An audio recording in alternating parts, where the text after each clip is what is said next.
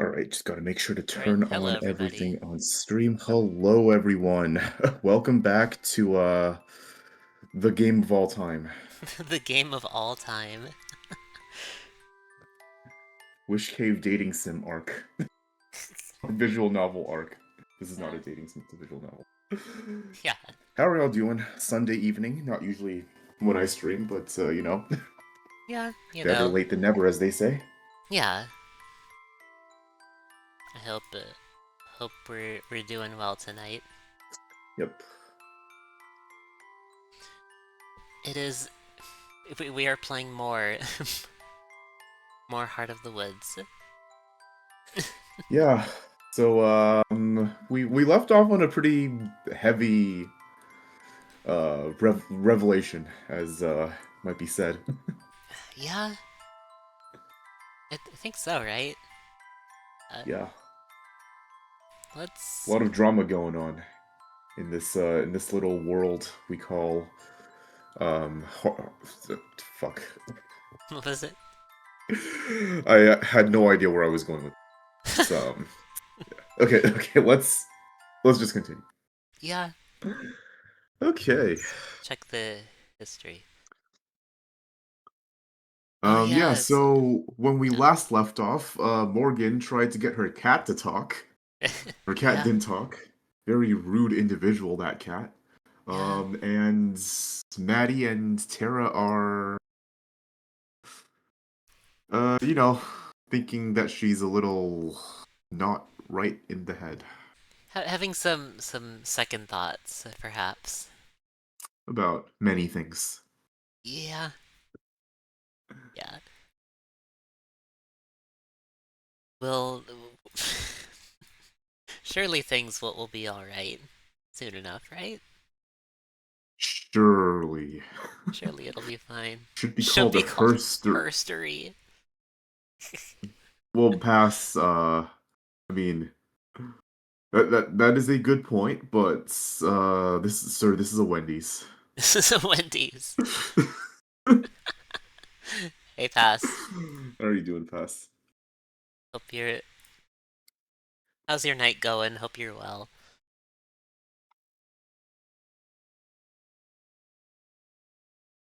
Alright, let's.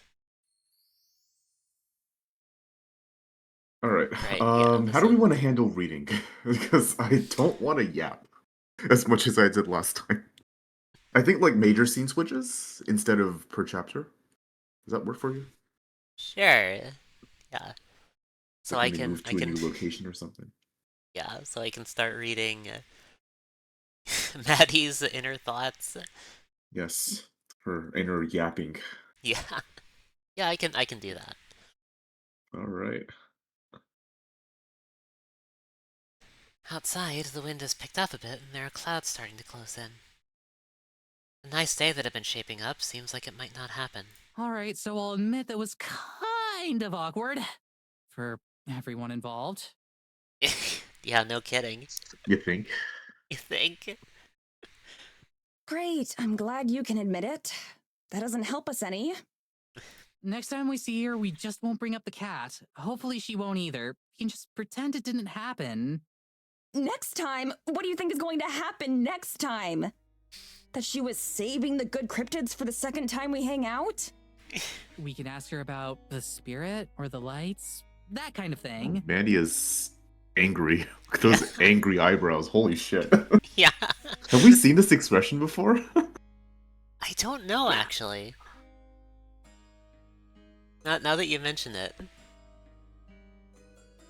We get some spooky shots of the woods and we're golden. We are pros at making that kind of content interesting. Usually we have at least something to work with. She made it up. There is no dark side to this sleepy, boring mountain town. It's just a boring mountain town, and she pretty much straight up admitted to that. I don't get how you aren't as upset about this as I am. We just spent thousands of dollars to fly across the whole world for a month. And the person who invited us out here is either a liar or a lunatic. It's only been a day, Mads. We've only seen a fraction of what there is to see around here. Just give it some time, all right? It's been a day, and look where that got us already. Literally every single person we talked to told us to stay away from Morgan, and then we saw it for ourselves. How are you not pissed off about this? I mean, she's got a good point, right? That's fair, yeah. Yeah. From the perspective of there is totally nothing supernatural happening in this town. She Yeah. has every right to be angry. Yeah, thousands of dollars that they spent on this trip. Yeah, but I don't know. Like talking to the townsfolk, getting their reactions are a little suspicious to everything going on. If I were in this position, I would be more worried that I just stepped into a cult. Yeah. Yeah. And not angry about wasting money. That's the least of my worries. Yeah. Whether Morgan is part of the cult or the townsfolk are part of the cult, neither is really that great. Yeah, I would it's say. like it's like why Maddie are is they being- why are they being so cagey about all this? Yeah, exactly. There must be something going on, and Maddie is doing her best job of cosplaying horror movie protagonist right now. Yeah. Tara shrugs. Don't you think you're being a bit harsh on Morgan? She's been super cool with us. Like, okay, yeah, the cat thing was weird, but it's not like she tried to hurt us or anything.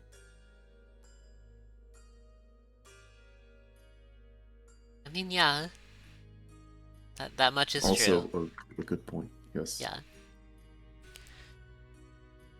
I start to shake my head, forcing myself to cool off. I keep getting too worked up over this. I can't tell if Tara's being intentionally stubborn or what. But technically, she's the one who bankrolled this whole trip, and I'm still getting paid for my time here. So if she's not upset about wasting all of that, then fine. I'll meet her at the train station in a month, and she can do what she wants. I don't need to get so bent out of shape. Okay, you're right. Maybe she's fine. Anyway, I'm gonna go back to the cabin. Are you coming with me? Wait, already? Yeah, I've got enough to get started. Plus, I need to unpack. Oh, okay. You gonna ask Morgan to hitch up the carriage? No, it's fine. I'll walk. Walk. Sure. Walk? Okay. Yeah, I seriously don't think I could get lost in this place anymore. I mean, yeah. Yeah. They have been walking around here all day. That is very true. Yeah, they've walked the length of the town at this point.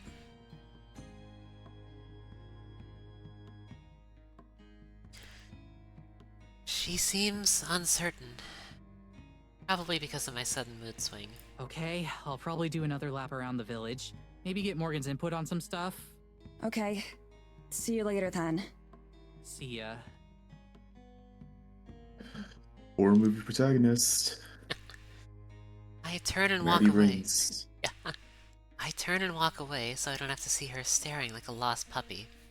She'll get over it.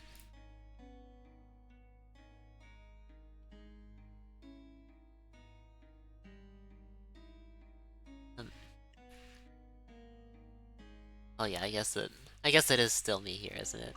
Yeah. It's just like when the screen goes dark, that's when we switch. I guess, yeah. Yeah, we could do that. As I head through town and back towards the path that will lead me to the cabin, I walk fast and look down for most of the way. Nobody tries to stop me or talk to me, and if anyone's staring, then I don't catch it. The trip back to the cabin is easy, even though it takes me around half an hour on foot. If nothing else, I should be in pretty good shape from all the walking by the end of this trip.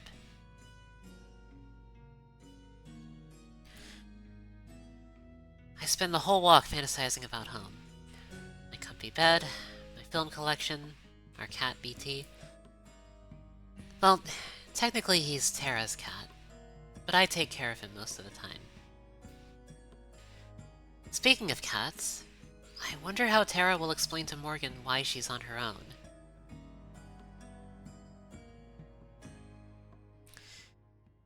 Well, that's her problem, not mine. Damn, okay. Damn.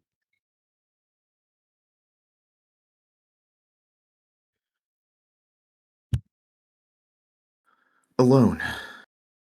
The cabin is oppressively silent. I turn on the heater, partially just for the white noise. Soon, its rumbling fills the air.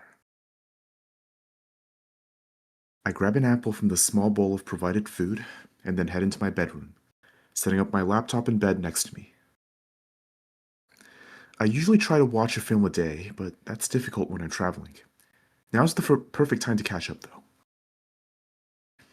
I open up my library and start scrolling through, looking for something I haven't seen before. Ideally, a comedy, or at least something with a happy ending.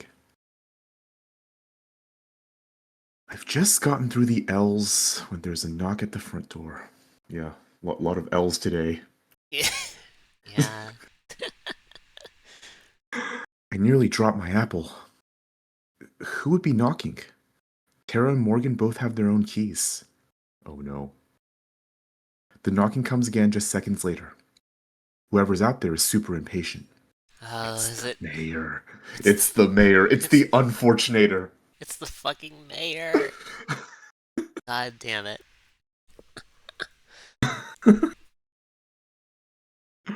It's so fucking over.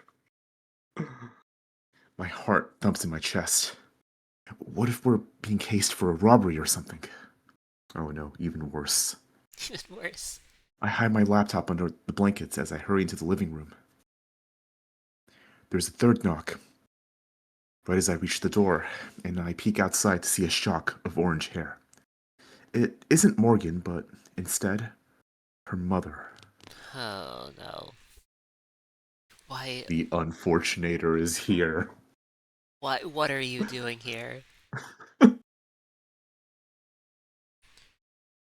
I open the door, right as she prepares for her fourth knock. Just how fast does she think I can walk? Good afternoon. Good afternoon. Madison, wasn't it? That's right. I'm coming in. She pushes past me, not even giving time to fully realize it wasn't a question. Well, I guess she does technically own the place. Inside, Evelyn surveys the area slowly and impassively, as if judging our taste in luggage and belongings. How can I help you?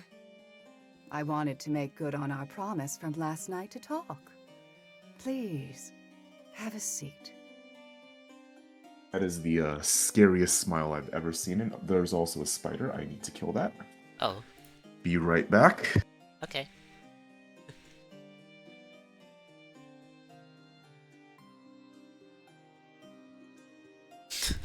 Spider.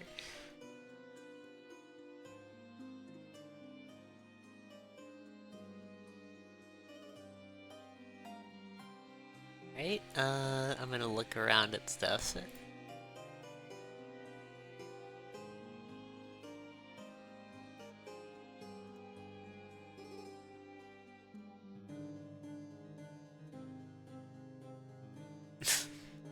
Yeah, how's everybody doing tonight?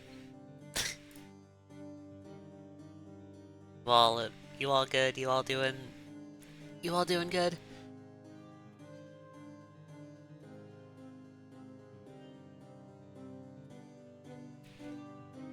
I hope it is a hope it is a good night for y'all.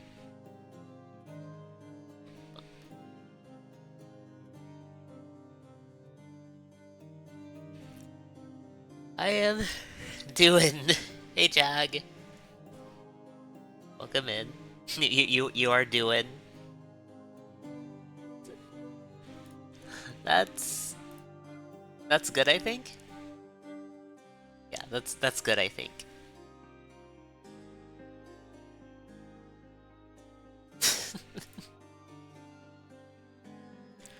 I am just looking at stuff while Wish while Wish is busy fighting a spider.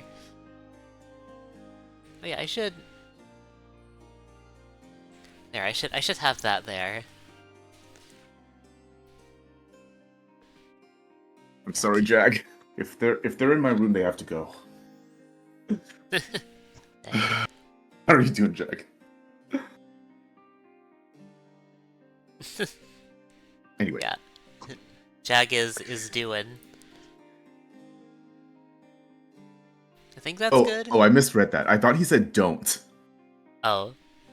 In response to what I said earlier. No, he said doing. Doing, okay. Not looking forward Not to looking being forward to productive. productive. That's a mood. It's a mood and a Yeah. half. That's a fucking mood. Anyway. Yeah. She moved some of the stuff on the couch, gesturing for me to sit. I obey, too taken aback to do anything else. How has your first day in Eisenfeld been? I trust you found everyone very accommodating and everything to your liking? Accommodating. Accommodating, huh? That's a way to put it. That's the wrong way to put it, I would say. I would have to agree. It was fine. Everyone's been very kind to us. I don't know if I'd say that either. That's not entirely correct. if you ask me. Yeah, seems like there is nothing correct about that statement, actually. But Yeah. maybe that's just me, you know? You know, could just be me. Yeah. What do I know? I wonder if she'd be surprised at how the villagers treated us. It seems better just to pretend everything went well, for the sake of not offending our host. Whatever. Whatever. Good. Where's the other one? The other... what? The other one. Okay. Wow, that's quite rude. Yeah. The other one with you, Tara. Oh, she's still at Morgan's shop, I think. Evelyn raises an eyebrow, though her eyes betray no curiosity. It looks like a purely symbolic motion. Is she now? I assume then that you found something not to your liking there. Okay. Her gaze is piercing, and I absent-mindedly tug at my scarf. I can't get a read on her. Neither her intentions nor her feelings. What is... There should be a green guy that smiles when you eat your veggies and he turns red when you don't. He still smiles, but he's red now. What does that imply, Cleaver? If he's smiling, but he's also red? Did he turn into a creepy pasta monster? Or did you pick at your veggies and not finish them? And he's smiling maliciously at you to get you to comply further? Or, I don't know. I'm not an expert on this type of thing. How are you doing, Cleaver? How's it going, Cleaver? Hope you're doing well. I'll read this in Shy Guy's voice, I guess.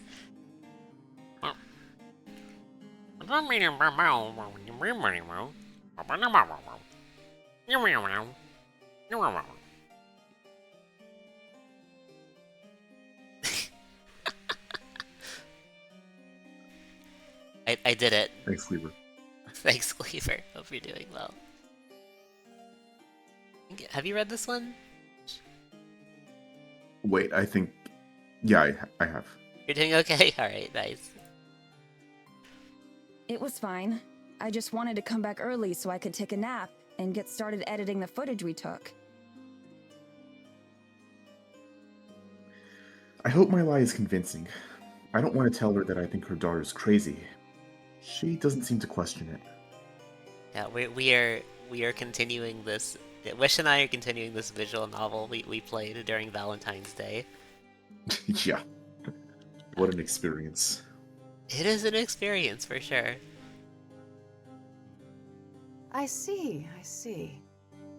Did she show you that awful cat? Geladora. Yes, so she did. I hate that creature. Oh, always underfoot, getting in the way. I just sit quietly, not sure how to respond. Yeah, Oh, cat hater. yeah, you know, even some of the worst villains love cats. You could even say that's a trademark Yeah, of villains. I mean, Yeah. the fact that she's so vehemently against this cat is a little suspicious, I would say. yeah, yeah. Like you're mad at it for getting in the way?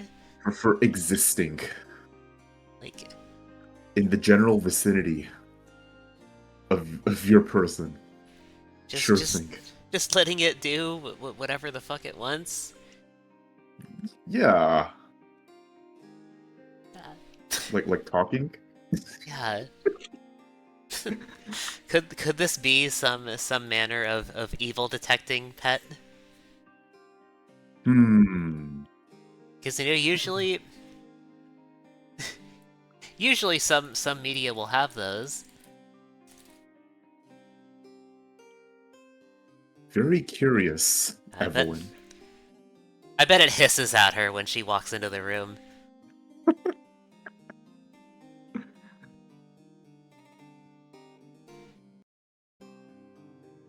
Anyway, Madison, please tell me about yourself. I didn't have much forewarning about your arrival, so I'm rather in the dark.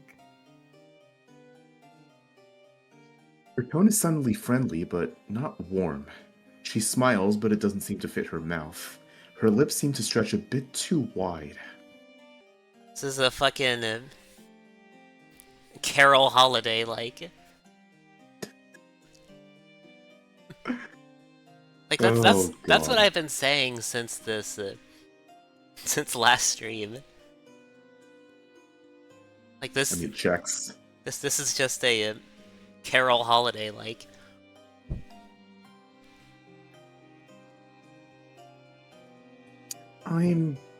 No, you're not! You're not. Oh my god. Maddie, this isn't what they mean when they say useless lesbian, okay? Isn't what they mean. I'm probably just imagining it. As consciously as I can, I tell her... Concisely as. Oh, concisely. As concisely as I can, I tell her about Terranormal and the kinds of things we investigate. Throughout it all, she doesn't express any opinion one way or another.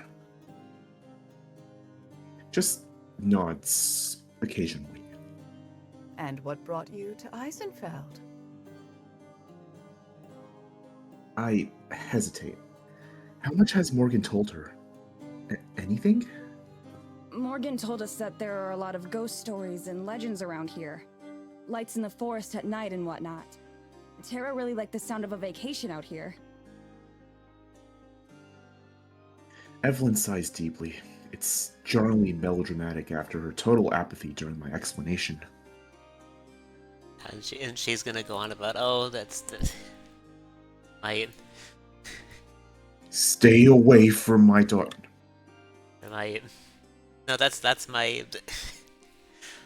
my daughter's not right in the head, right? Something like that. Yeah. That daughter of mine.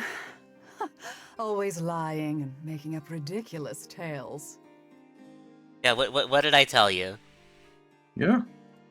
What did I tell you? It's been the same her entire life. Hysterically dragging people into her fantasies. That's something I've never been able to knock out of her.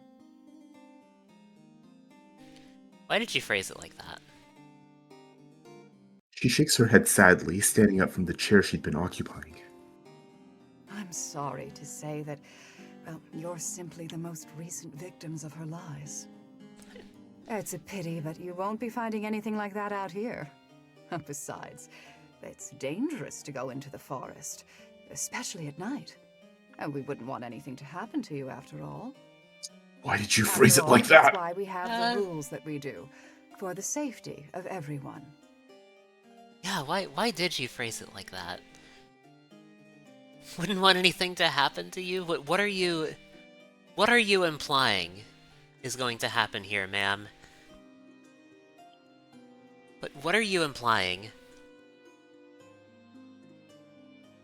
Like, She ma'am? just turned into the Minecraft creeper. It's a Minecraft creeper. I hope you'll enjoy the rest of your time here in Eisenfeld, though, as disappointing as it might be. It's nearly the exact same thing that the people we interviewed in the village itself said. It's almost like they rehearsed the answer in advance. Still don't think something's going on here? Yeah, you still don't think so? Madison? Madison?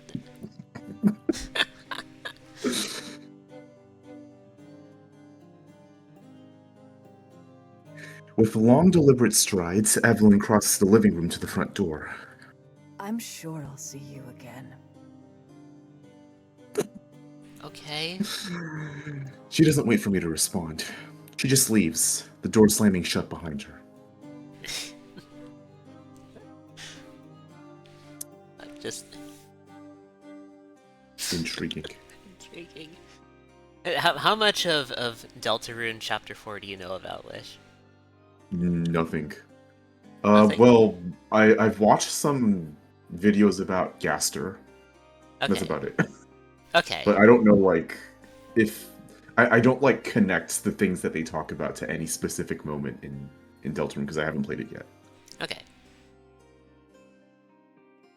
Gotcha. I don't care about spoilers, though. Not... Okay. Like, minor spoilers. Obviously not major spoilers. Okay. Yeah. Well, I'll save it for when you get there. Okay. I mean, it'll be a while before I pick up Deltarune. I still need to finish Undertale. Yeah. Do you plan on streaming it? I don't know. Well, if you do, then let me know. Alright. Would like to catch one of those. Sure. Get another screen wipe. Okay, so what about for this situation? I guess Like- this is, like, just fancy backgrounds, so we'll continue until the transition, I guess? Sure.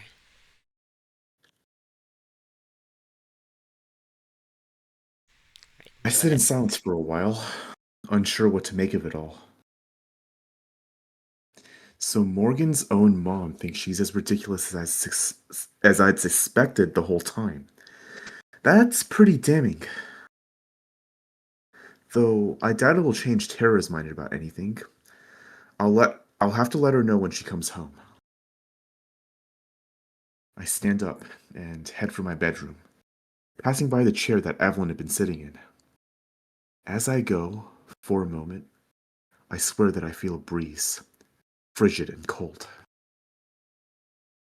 But the moment the thought crosses my mind, the sensation is gone, like it was never there. Carol.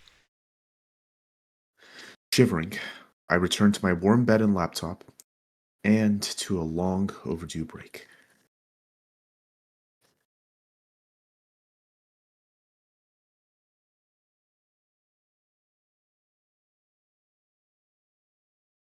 Hours later, I hear the sound of the front door opening and closing. I peek out of my bedroom, worried that it might be the mayor letting herself in again. It's just Tara, though. Alone. It's been a few hours since we parted ways, and I'm not as annoyed with her anymore. So, Even though I'm kind of tempted to just put in my headphones and ignore her, I get up and head into the living room. She stands at the sink, flipping through a notebook. I knock on the edge of my doorframe as I enter so she can hear me coming. Hey. Hey. Rather than looking at me, she keeps reading her notebook. Well, pretending to. There's no way she could actually be reading as fast as she's turning the pages. I decide not to call her on it. No point in starting another fight. How'd it go? About the same. Is that good or bad? She doesn't respond. She must really be upset about this morning.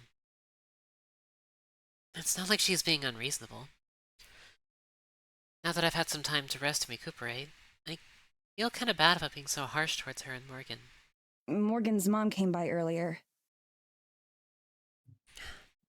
That gets her attention. She shuts the book and turns around. Gotcha. Really? What for? Just wanted to introduce herself. I told her a bit about who we are and what the show's about. What did she think? I don't know. She didn't really say much. She was really weird. That's an understatement. Yeah. Like in a different way than Morgan. She seemed really intense, I guess. What I mostly remember is how she was glaring the whole time. It never seemed like she was anything other than angry about something. Smugly, Tara holds up the notebook she was just perusing. I know you're gonna call BS, but Morgan was telling me a lot of stuff about her mom. Like, some seriously crazy stuff. You wanna read it? She offers me the notebook. It hangs limply, a giant frown in the air. She's used that thing for so long that it's lost all its rigidness. I shake my head. I'll take your word for it. I've heard enough crazy stuff from Morgan for one day. I don't need to hear theories on how her mom is actually the spawn of Satan or something. Figured. Make any progress with the new vid? Not really.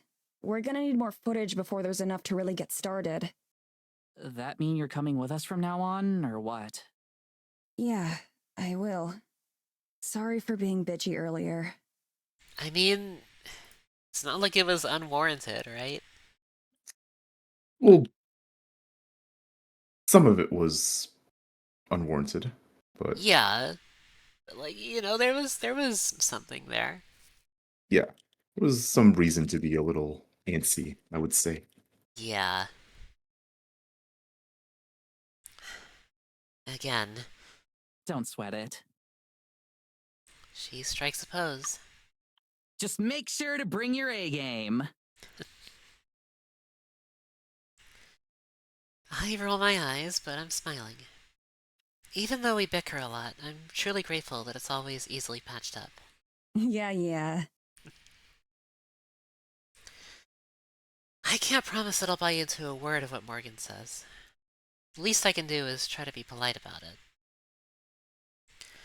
Tension resolved. Tara yawns and flaps her notebook at me again. All right, well, I'm gonna hit the hay soon. What about you?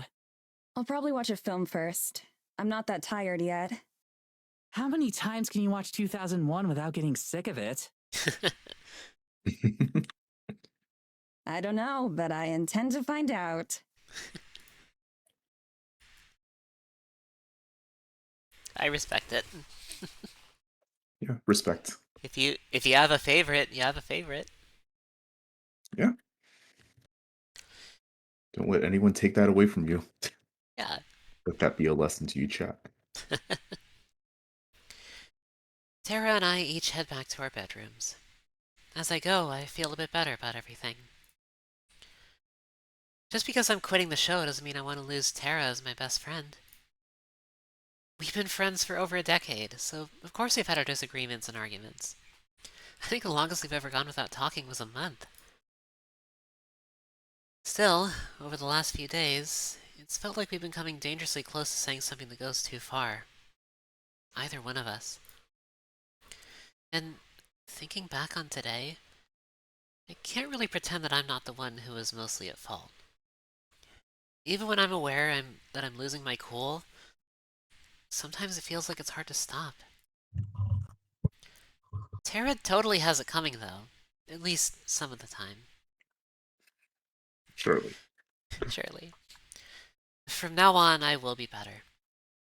I won't let myself be as obnoxious as I was today.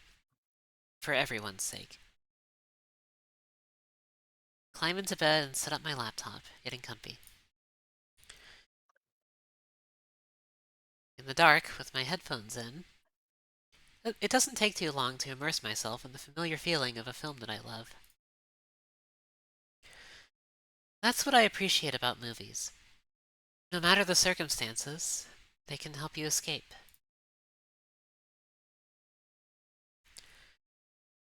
My eyes are getting heavy, and I pull the blanket up to my chin. The computer is balanced in just the right spot to not fall off the bed. All things considered, it's a cozier setup than I could have hoped for a cabin out here. Sure, the Wi-Fi's bad, but it gives me an excuse to catch up on my backlog. Everything's perfect to fall asleep. Oh, knocking outside window. Morgue. Org. The sound of something knocking on my window makes me leap up. It's past midnight. There shouldn't be anyone here. Maybe it's a bird or a squirrel or something? From where I'm lying, I'm not able to see. Should I yell for Tara? No. Not until I know what it is. If it's just some wildlife, as is probably the case, she'd never let me live it down. Still, my heart pounds as I slam my laptop shut, killing the only source of light. Without it, the room is pitch black. Dark enough that I can't see what's at the window, but hopefully it can't see me either. If this turns out to just be a lost rodent or something, I'm gonna feel real stupid. I stalk over to the window, prepared to cut and run if I need to.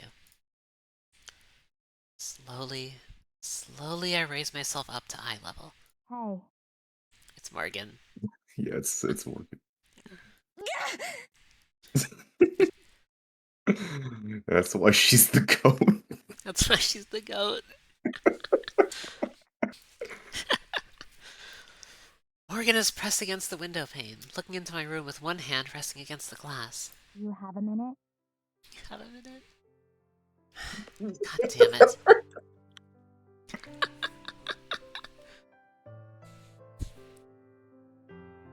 The tension drains out of me, replaced immediately with exhaustion. I should have known. You couldn't knock? I did. I did! On the window!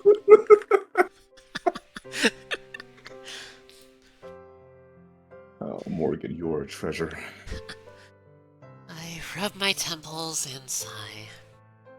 She's technically correct. The worst kind of correct. Okay, I guess I have a minute. But if you're going to come in and talk, please use the door. Of course. I'm not going to climb through the window. That's not the point. That's not the issue here.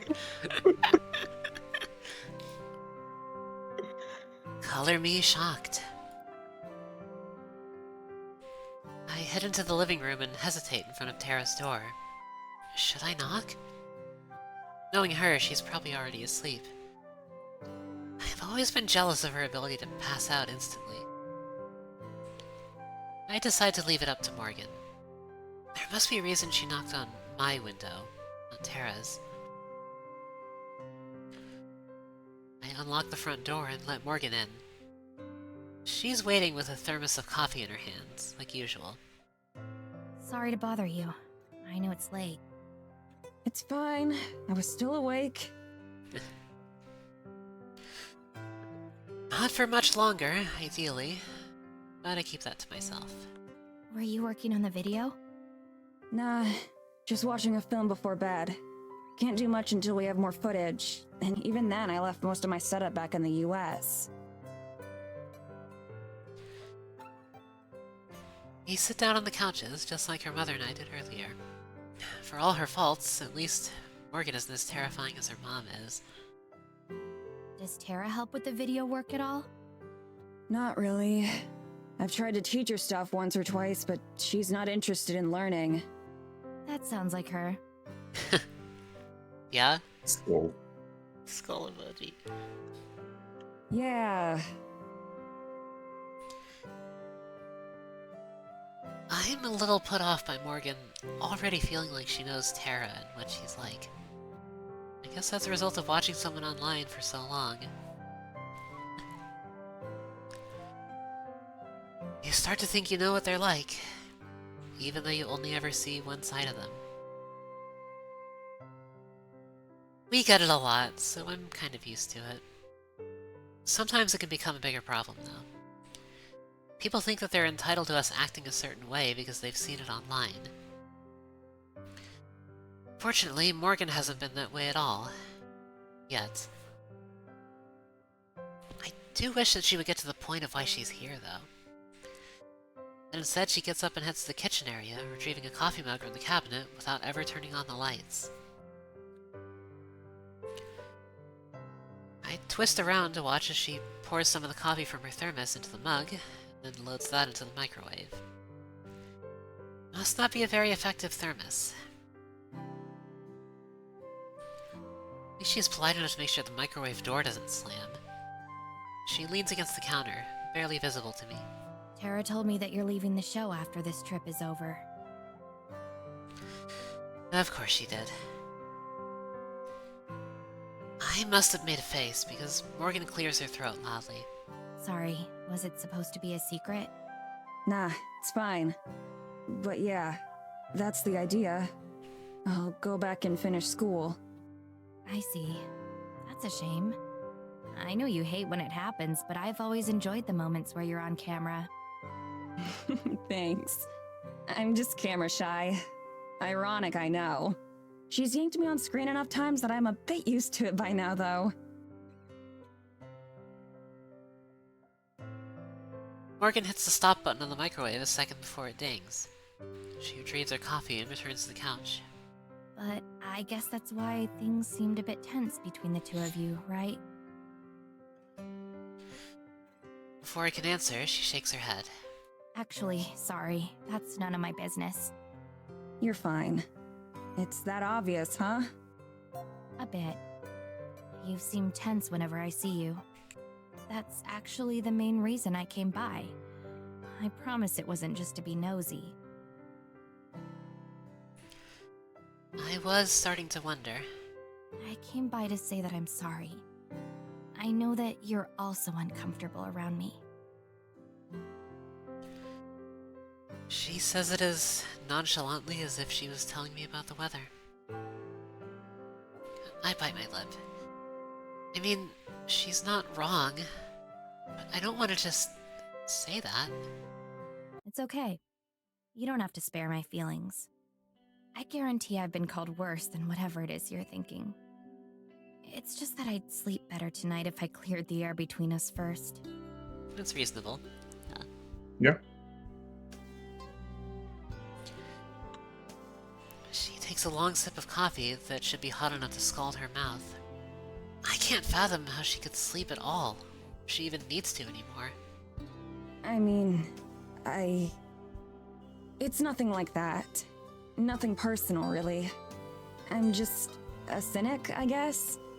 If it makes you feel any better, I'm the same way for pretty much every episode.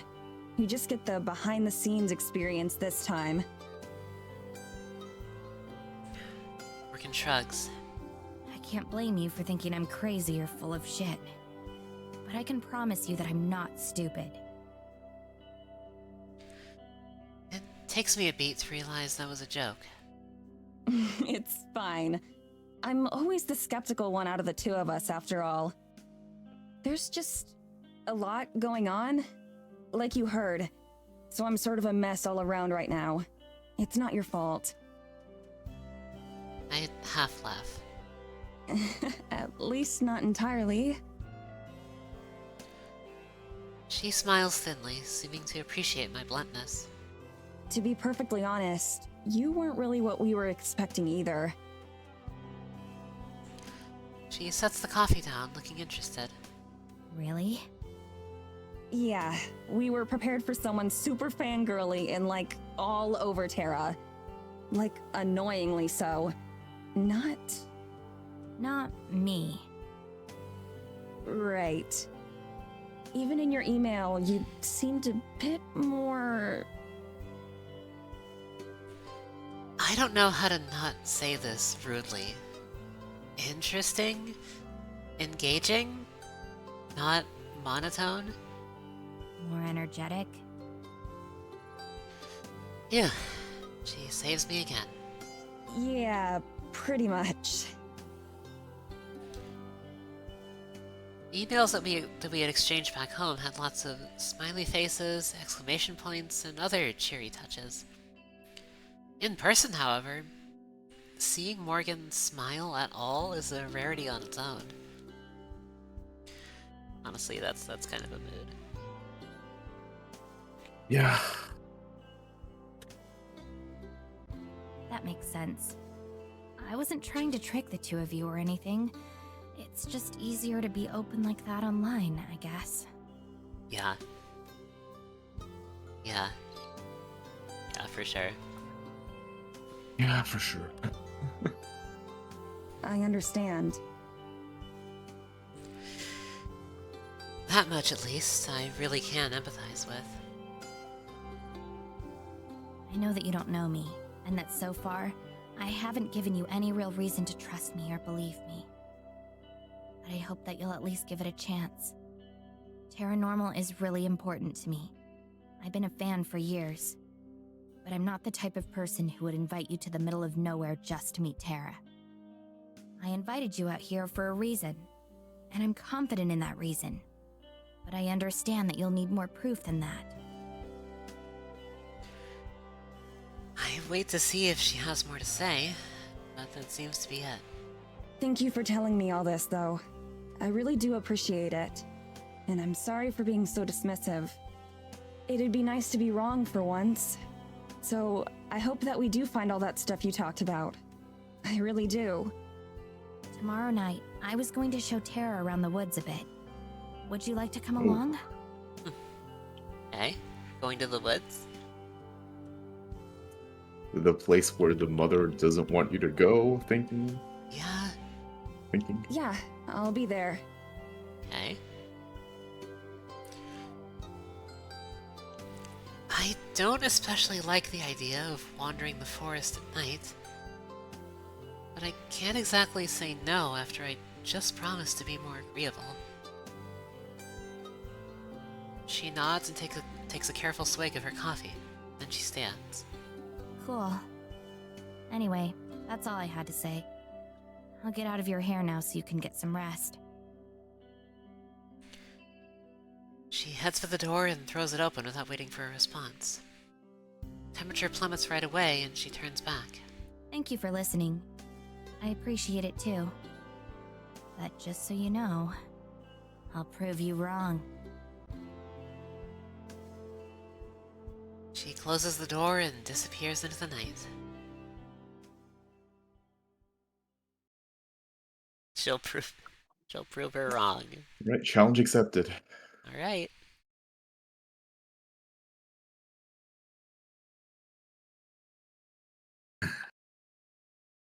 We head to the appointed meeting spot, right at the turn of the hour. Even during the day, the forest felt hostile and foreign. But now, at night, it's downright scary. Each rattle of a branch is a demon's footsteps. Every gust of wind is a monster's breath. I stand close to Tara, treading on the backs of her feet several times. I think this is supposed to be the place. I look around the area. It's indistinguishable from the rest of the woods. My only comfort is the tiny pinprick of light. That represents our cabin, back at the forest edge. Oh yeah, okay, so I think this is like the second point we reach in the demo, from what I remember right. I think this is like just right before it. Yeah, it's like we see the village right off in the distance. Yeah. I do remember that part from the demo.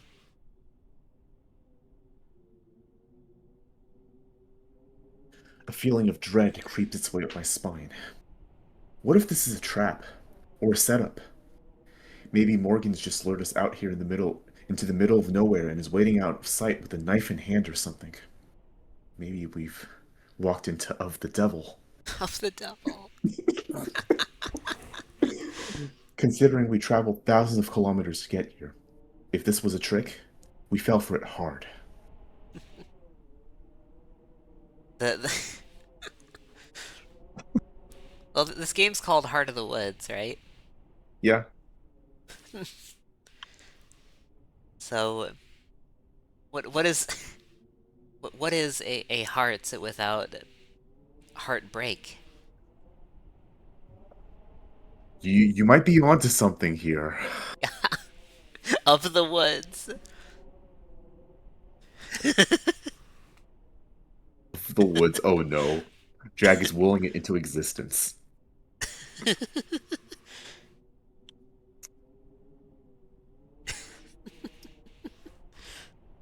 Then Morgan appears from behind a tree and says it's Morgan time. It's Morgan There's time. Morg all over them.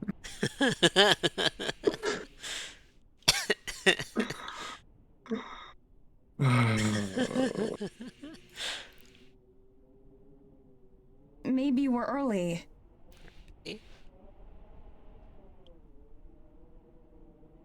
I know that we're not.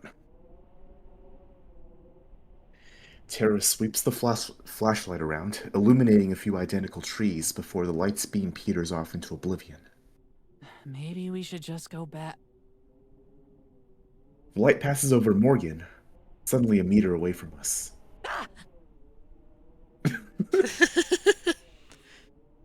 Got him. Got him.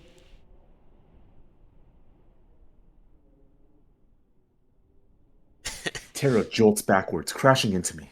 The flashlight plummets to the ground, bouncing once before stopping. I keep my balance, barely, and catch Tara's arm to stop her from falling. Are you okay? Short term? Yeah, but I think I just lost 10 years. What about you, Mads? I'm fine. What on earth were you doing? Me. I was waiting for you. Where? Didn't you hear us? Just over there. Sorry. I had headphones in and missed you. Okay. She had AirPods and she can't hear us.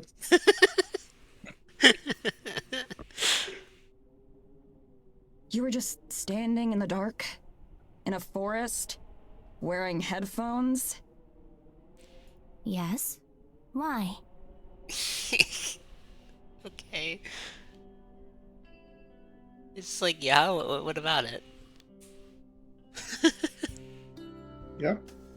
Valid. Valid response, honestly. Yeah. At a loss for words, I can only shrug. Does hanging out alone in the dark in the middle of nowhere not register as weird for Morgan? Well, damn, clearly not. You just spooked us is all, no worries. She stoops down and retrieves the flashlight from the snow, drying it on her sleeve. She brushes off the snow the same way she brushes off Morgan's actions. Oof. Oof. Anyway, it's all good. What now? Morgan turns and faces the trees, shining her flashlight across them. I thought we could walk around a little. It might help you to get a better feel for the area. Behind Morgan's back, Tara and I exchange a look of concern. Tara gives me the slightest of shrugs. I'm still reluctant, but I nod. if Morgan's planning to kill us, it's not like it'll make a difference whether she does it here or in the forest. And I'm pretty sure she's not a murderer anyway. I need Kofi Bot to settle down a bit. Yeah. I saw Kofi Bot, like, pop up a message on my peripheral, and I was like, what, did Seri Bot miss a mark here? Do I need to ban this guy? Yeah. I need to... I've only had Sari miss, like, one message the whole time I've had it set up. That's pretty consistent. I think Seri misses a lot more for me. Dang. Yeah. It doesn't get the cheap viewers, free viewers, whatever. Sometimes it just lets one through. What's wild? Usually doesn't, but it's happened. Yeah. Sure, lead on. Morgan sets off without another word, and we follow just a couple paces back. Are we going somewhere in particular? Not really. I doubt you want to go too far this late at night, right? Right. That's fine. We'll stick to the edge then. As we walk, Morgan keeps her flashlight pointed straight ahead in the direction that we're going. Tara, on the other hand, swings hers around, looking up trees and out into the abyss. She and I only brought one flashlight with us. The spare is sitting in one of our suitcases back in the cabin. I regret leaving it behind, just on the off chance that we somehow get separated. So, did you learn anything useful today? Not really. We went around town some, but... But most people didn't really want to talk? Yeah. Yeah. Yeah, to put it lightly. Yeah. How'd you know? That's how it is around here. People are mistrustful. I was kinda surprised by that. Figured with how out of the way it is here that we might have been, I don't know. Treated like celebrities? Hey now, don't project. But something like that. It's more like they isolate themselves by choice. We have internet and TV. It's just that lots of people choose not to use them. I mean, Rumors. looking at how things are now, can't really blame him, right? Yeah, that's a fair point. To a degree, at least. No. I'm guessing they probably had some not so nice things to say about me too, right? Neither Tara nor I respond. Our silence lasts a beat too long. It's okay. I'm used to it. You don't have to pretend or anything. Light shines in our faces as Morgan turns around, half smiling. Hey, you two don't need another assistant back where you live or anything, right?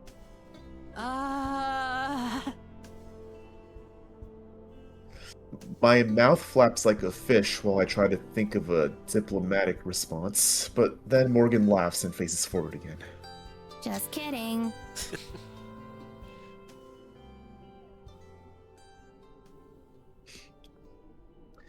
We trek on in awkward silence.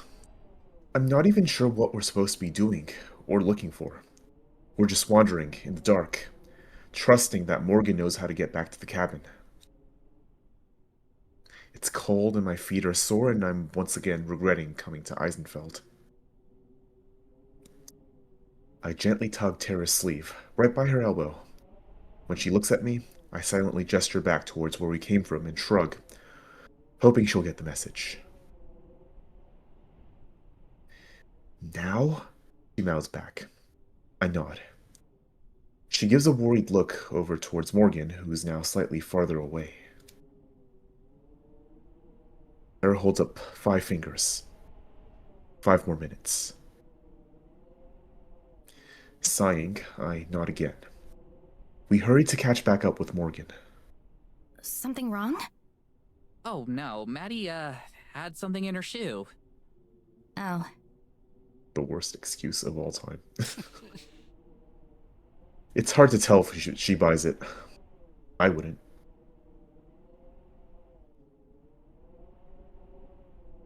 Mentally, I'm counting backwards from 5 minutes. Already imagining the comfort of my bed and blanket back at the cabin. How I'm going to survive a whole month of this is an issue for future me to worry about. I got lost out in this part of the forest once. 3 minutes and 32 seconds. 3 minutes and 31 seconds. Don't worry, though. I know my way around now. Yeah, they mentioned something about that. I step on Tara's foot again, this time totally on purpose. I thought they might. Her tone is still completely nonchalant. At least Morgan seems impossible to offend. It's too bad it looks like it's going to snow tonight. We probably shouldn't stay out too late. Thank God. Yeah, that's too bad. I'm sorry this was so disappointing. I'd hoped that there would be more to see. What exactly were you expecting? It's the middle of the night. Come on, Mads, it's about the atmosphere. It's way spookier out here when it's dark. I guess.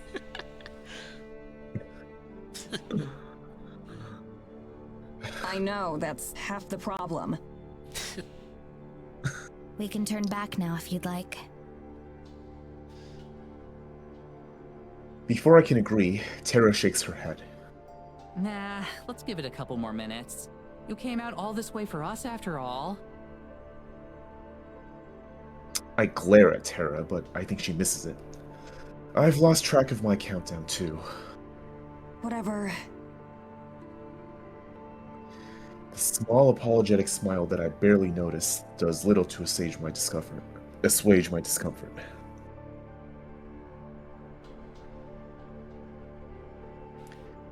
We traipse aimlessly through the snow for a while longer.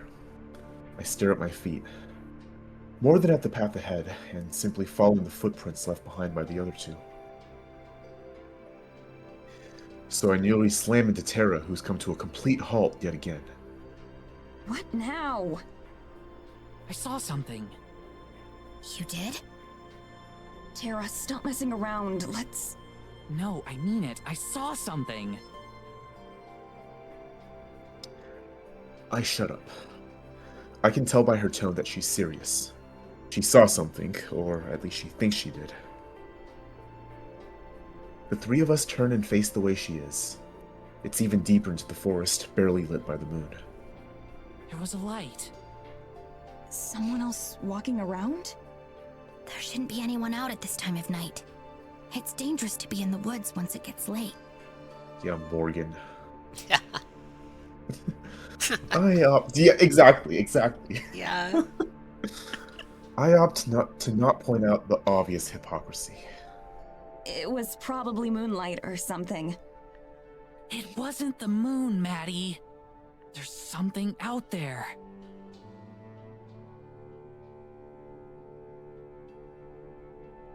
The screen share's stuttering a little bit, so Oh, dang. if I pause for a second, it's because I'm waiting for it to load. Oh, I see. Both of them point their flashlights in the direction Tara's looking. Aside from more trees, there is nothing to be seen. And why is she suddenly smiling now?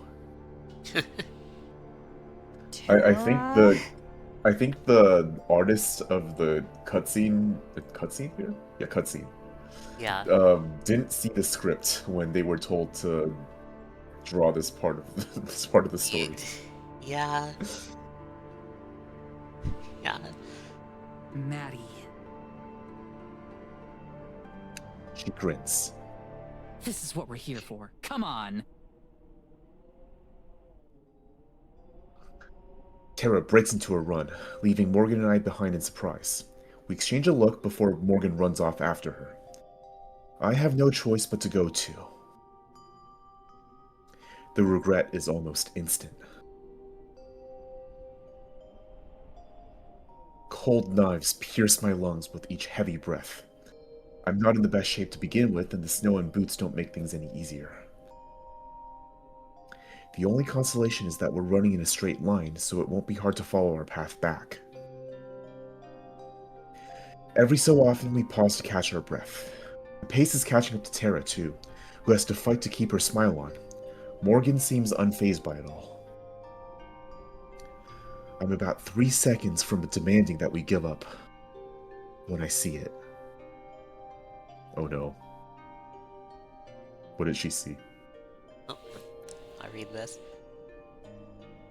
The girls spot a mysterious pink floating light in the forest, and Tara points it out to the others.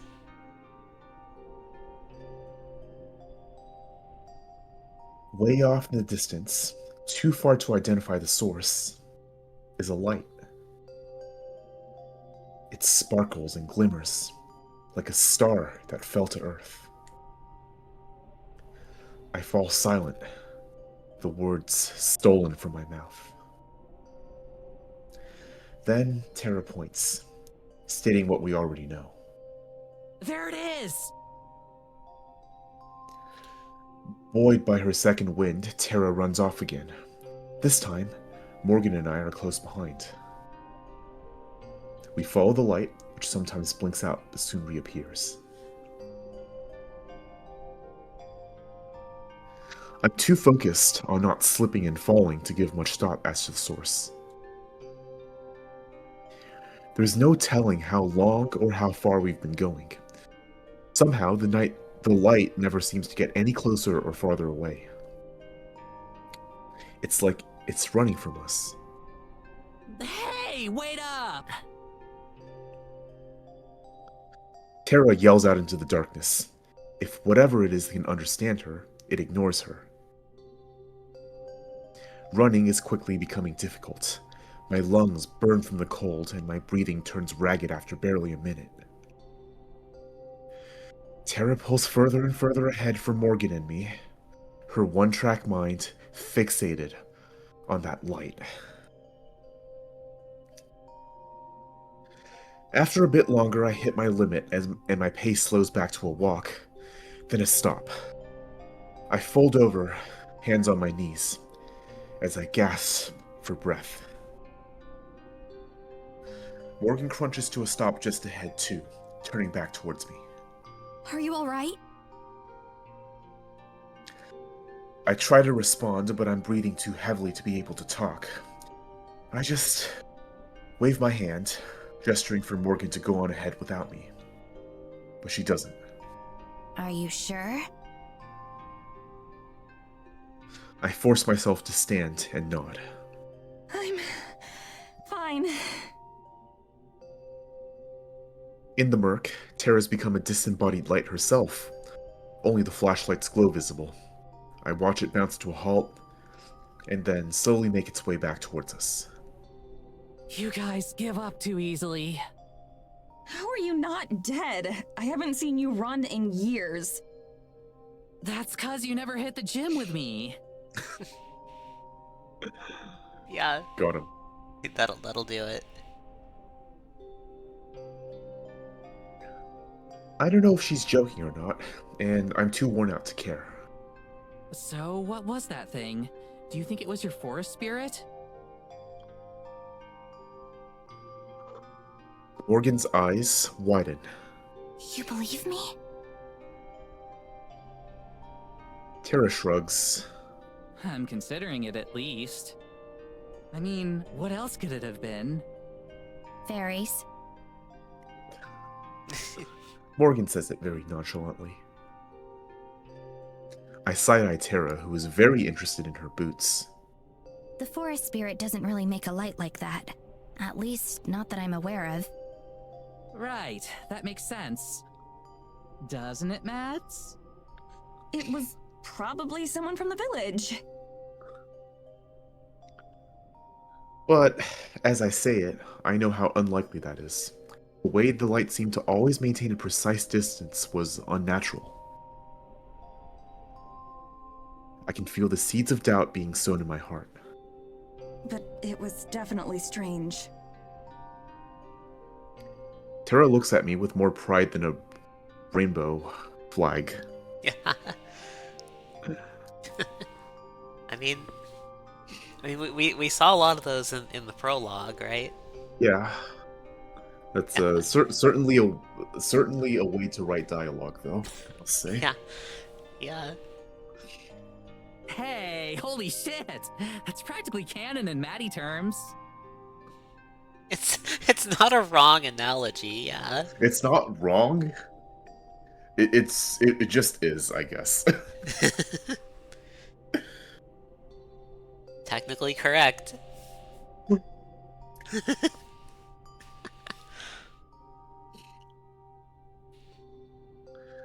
I roll my eyes, but it's partially just for show. I'm curious at the very least. I wouldn't call myself a believer as much as Tara wishes. But that's 2 strange things so far. Which is 2 more than I expected when I boarded the train out here. It was strange. That's as much as I'll... A yawn overtakes me in the middle of speaking. It doesn't help the pain in my lungs. Oh, guess it's past your bedtime, huh? I kick some snow at her, and it bounces uselessly off her pants. With the way we've been bantering with each other, it really does feel a bit more like old times. Make that 3 strange things on this trip so far. We should begin heading back anyway. We can't go much further in before I'd be lost too. You still know where we are? Yes, of course. We'd be in trouble if not. She has a point. I got so caught up chasing the light that I lost track of what direction we come from. I'll show you around more tomorrow. There's something you might like to see. Yeah? What is it? A surprise. We'll go tomorrow before it gets dark. It's a bit of a walk. Does it have to do with whatever that light was? I have no idea. It's possible. Story of my life.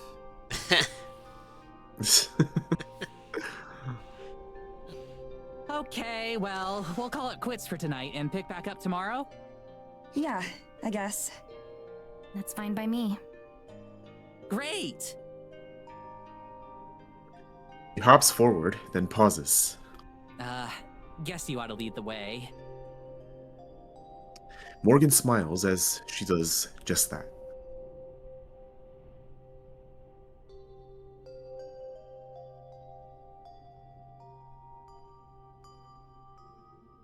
I guess this is technically a location change, right?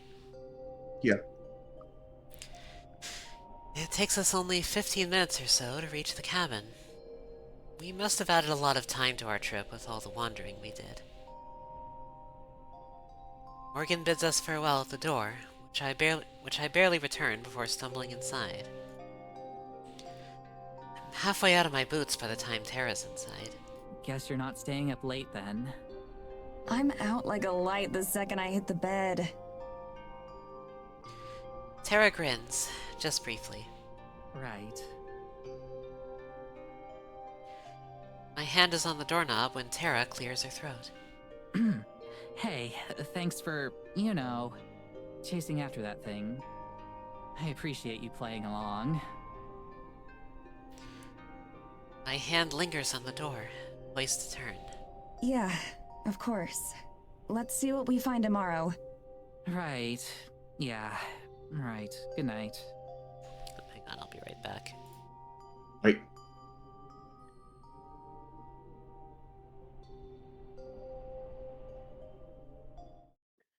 Interesting development we have. What do y'all think is going on here? Could this be the revered appearance of the gay ghost girl that we've all been promised? I mean, it's been 4 hours into gameplay and we still haven't seen the ghost girl yet, so maybe it's that. Who knows? All right. I will hydrate. Visual novels tend to be a lot of yapping. Thankfully, there is voice acting in this one, so we don't have to stress ourselves as much as we usually would.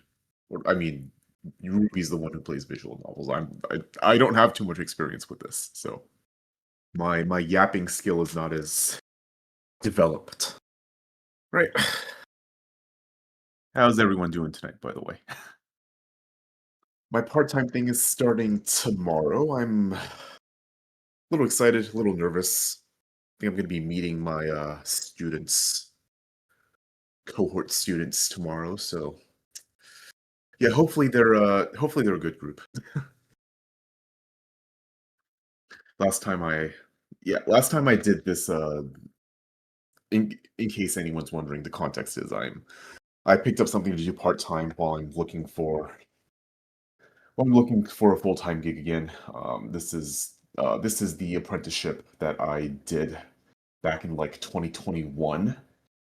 Um, Kind of just like a networking apprenticeship where you learn tools, where you learn like data things to pivot into the data industry.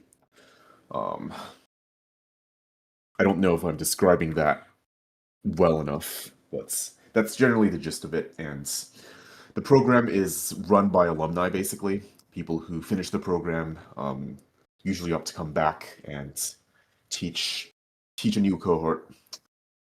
Well, not usually, but like they have the option to if they like the program enough. So I did that back in 2022. I liked the experience, but um, things got busy and I couldn't come back until basically now. And yeah, I'm excited, but I'm also a bit nervous because I don't know how my group is going to be. Hopefully, the group is engaged, and I'll do my best to make that happen. Like maybe I'm not the best person to, but I'm gonna try my hardest. I'll be damned if I don't try. That's what I'm getting at. Hope it goes well. Thank you, Jack. Yeah, I mean, I never envisioned myself like kind of doing this at this point because I had like big plans for 2026, 20. Like this was like before this was like years ago, like before the election, especially, I am back. and all the shit going on. Welcome back, Ruby. But yeah, it was like before all the shit going on. I had like big plans. I think I talked to you about this, Ruby, um, for like how this year and like the next 2 to 3 years we're gonna go. Like everything laid out, and then bad things happened, and now I'm back at square one, unsure of how to proceed from here. Yeah. Because I'm not gonna vent too much about it. But yeah, it's just like this is kind of a step that I'm taking coming back to like teach this program and reconnect with this community, with this like a community that's built around this apprenticeship that I did. I see. Without giving any more details because of course we're on stream and I can't like dox myself for shit. It's like, but yeah, but yeah, just doing this to reconnect with people and figure out where to go from here. And yeah, thank you for the well wishes, of course. Yeah, I hope it goes well also. Yeah, thanks. Yeah. Alright, so we good to continue then? Yeah. Okay. Let's go. Nice. Night. Quickly step in and then shut my bedroom door before Tara can say anything else. As I switch off the lights and crawl into bed, I remember the end of the train ride here. I felt the same just now, standing there, not knowing what to say. Be so easy. I banish those thoughts from my mind and wrench my eyes shut. There'll be time to worry about it tomorrow. I have time to think. Have a month. As I slowly drift off to sleep, the exhaustion that I feel winning out over the stress, the last thoughts I have are of dancing lights in the snow.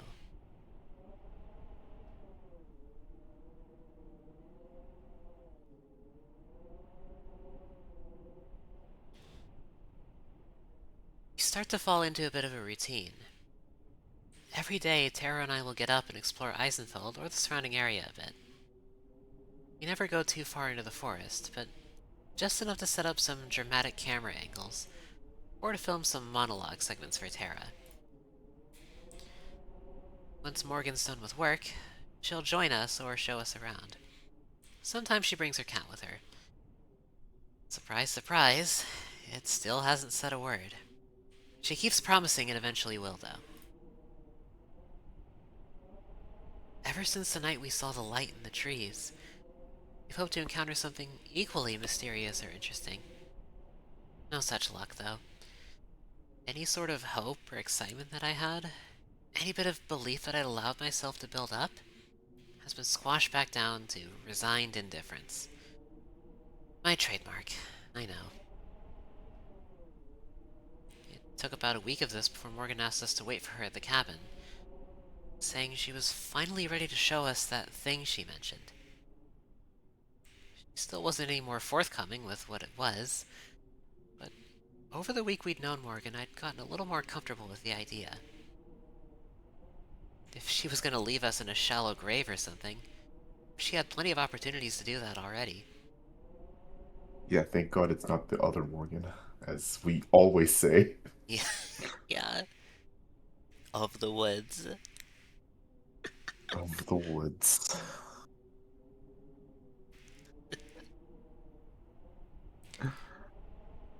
The heavy clouds overhead promise a darker night than the past few, and probably heavier snowfall.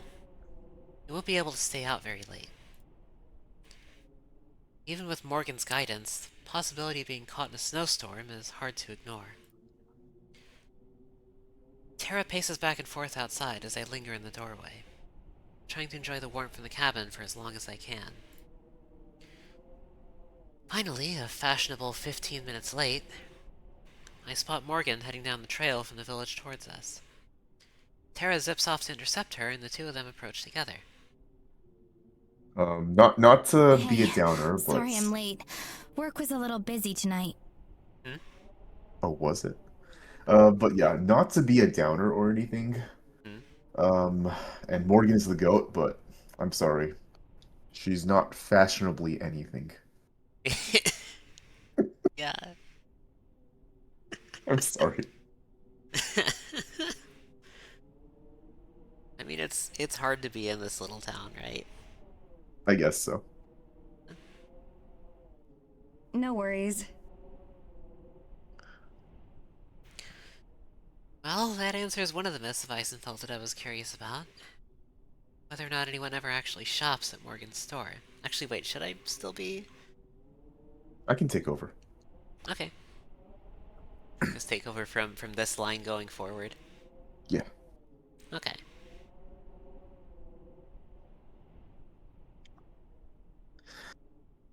Tara bounces around between the two of us, rearing to get going. Morgan smiles approvingly at her. So, you said you had something special planned for tonight, right? She spent the whole day trying to guess what it is. I think I've narrowed it down. It's either a crashed UFO, the Fountain of Youth, or Elvis. Elvis. If you gave me a million guesses to guess like what Morgan was gonna show y'all, I would not have landed on either any of those three guesses.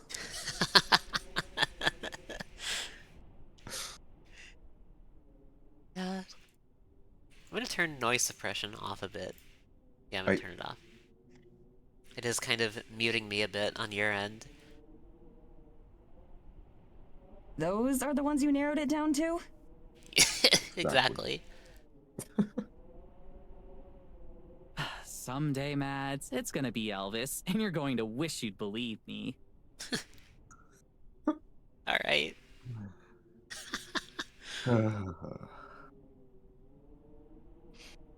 I face Morgan, pointedly turning my back to Tara. Anyway, we're ready to go if you are. Do you both have flashlights? We're going to be heading a bit deeper into the woods this time. We both hold up our lights in unison.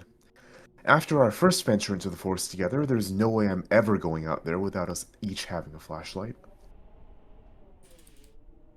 Can you reduce the frequency of Kofi Huh? Streambot posts? Does it let you do that? Like, That's, yeah. I don't know anything about, Kofi Streambot, so that's on you to figure out. Yeah, I mean, I didn't see any options for that, so I have no idea.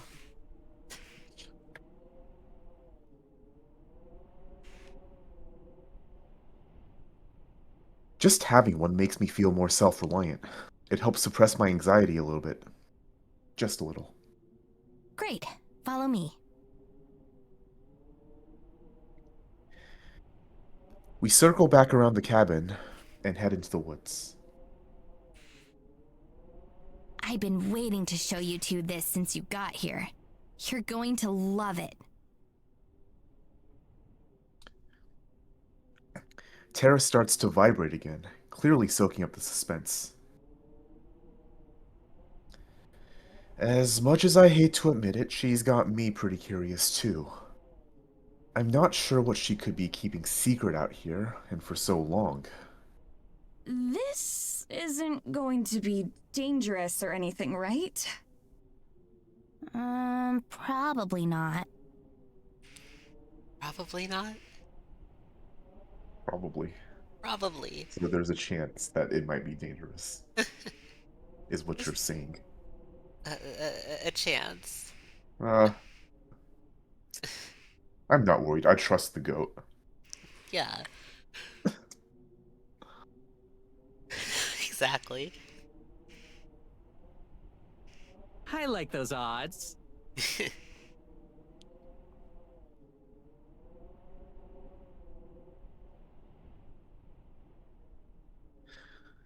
We set off at a fairly brisk pace.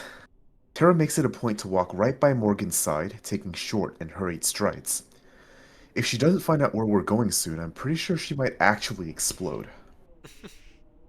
Okay, I'm gonna keep guessing. Ancient graveyard, fairy circle, satanic ritual, Sasquatch den? Close. Okay, those It's are a at least church. more plausible. Yeah, it's a church. Oh no, Morgan, abandoned church, really? Really? Are we really doing this? Well, I mean, it wouldn't be the first time we've explored an abandoned church on stream. That.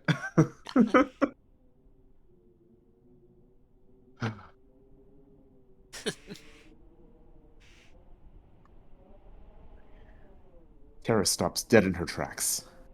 Wait, a church? Was Maddie right when she said you were gonna try to get us to join a cult? Okay, so Maddie actually did pick up on the cult thing. Yeah, She just thinks Morgan's the one behind the cult. yeah. I never said that. Yeah, sure, Madison. Sure. I might have said that.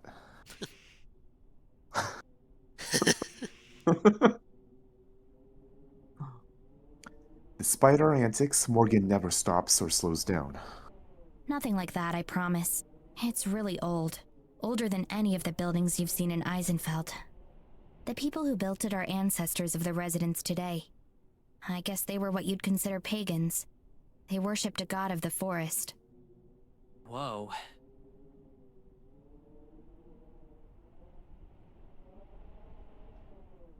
I expect more to the story, but that seems to be Morgan's stopping point for now. She focuses on the path instead, swinging her lantern around in an arc as she looks for whatever it is that's telling her where to go. Every single tree around me looks identical, but I guess one of them is a little more special than the rest. When she sees whichever one that is, starts to lead us on. She starts to lead us on again.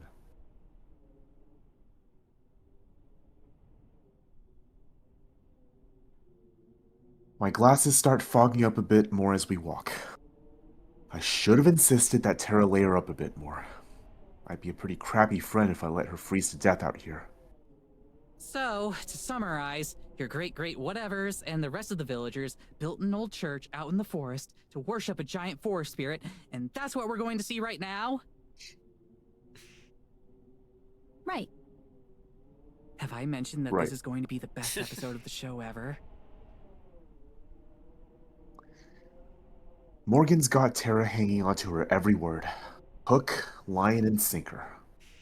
I'm glad she's having a good time at least. No thanks to me. You said it's older than the rest of the village. Do you know how old? Centuries, at least. I don't know how many. I've done some research on the history of Eisenfeld, but none of the books really mention it. How'd you learn about it then? A lot of it comes from old journals, or other documents left behind by the people who used to live here. Parts of it are passed down as family legends, too. The image of Evelyn and Morgan sitting cozily by a fire while Evelyn tells stories is one that I can't imagine actually happened. I'm not going to pry into the details of that, though. Yeah. You think we could take a look at those journals sometime? Maybe we could show them off on the show. Authentic first-hand accounts, or something like that. Rixa, thanks for the raid. Oh my god. The raid. Welcome, Let me Raiders. get you a shout out. Welcome in, Raiders. Yeah, I hope your Elden Ring campaign has been going well. We are playing Heart of the Woods. Yeah. It is a visual novel with Yeah. with lesbians Yeah. and Yeah. a very gay ghost girl that we Yeah. haven't seen yet after 4.5 hours of playing this. So we're still patiently anticipating what the Heart of the Woods actually means. Yeah. Hope you had a good stream. We'll How's get people there doing? when we get there, you know? Yeah, we'll see eventually. Yeah. Yeah, we are both streaming this game right now. Also, if in case any raiders don't know who I am, I wish I play Pokemon. I play roguelike deck builders. I don't usually do visual novels, but Valentine's Day was a special occasion, so we fired this up, and yeah, now we're just going through it, finishing Yeah. the series. If Yeah. you need to self-care after stream, either after streaming or watching stream, please do that. Don't feel obligated to stay. Just appreciate that you came by. Yeah. Exactly. Take care of yourselves, put yourself first, all that stuff. 100%. Yeah. Let's continue. Well, should I do my intro too? Because I do have a command for that. Yeah, you might as well Yeah, here's my intro. They'll show you in the fire chat. that up.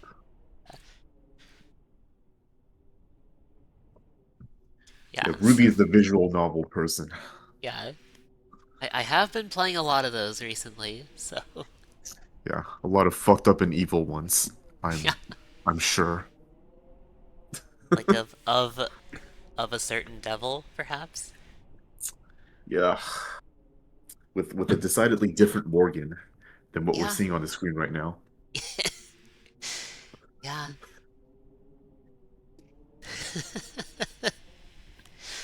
But yeah, that's what I usually do over on my channel. Yeah, let's go ahead and continue. For some reason, now Morgan stops, looking ponderous. I also realize that it's starting to snow. Just barely, but enough to make me bite my lip and watch the sky. I'd be happy to show you. Score! You're seriously the best. Like, thanks for doing all this. It's nothing, really. Don't all your hosts do the same? A lot of them only stick around for the first day or two. Then once they realize there's a lot of filming and setting up behind the scenes, they get bored. For all her issues, I can't deny that Morgan's been a much more gracious and helpful host than we're used to.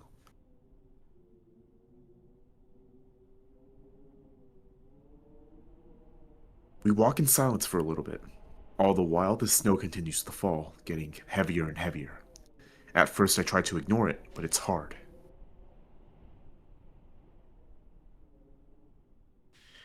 Like always, it seems it'll fall to me to be the responsible one. Hey, Morgan? Are you sure it's safe to keep going? It's starting to snow pretty hard. Both of them look up, as if they hadn't noticed.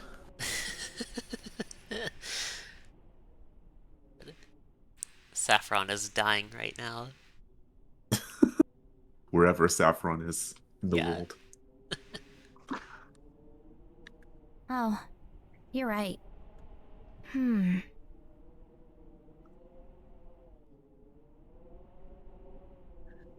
Now it's Morgan who turns around and looks back the way we came. I can practically hear the gears turning in her head. Tara watches, looking anxious. Oh, so she only worries if Morgan starts to look uncomfortable. Okay. Okay. It's going to get bad pretty soon.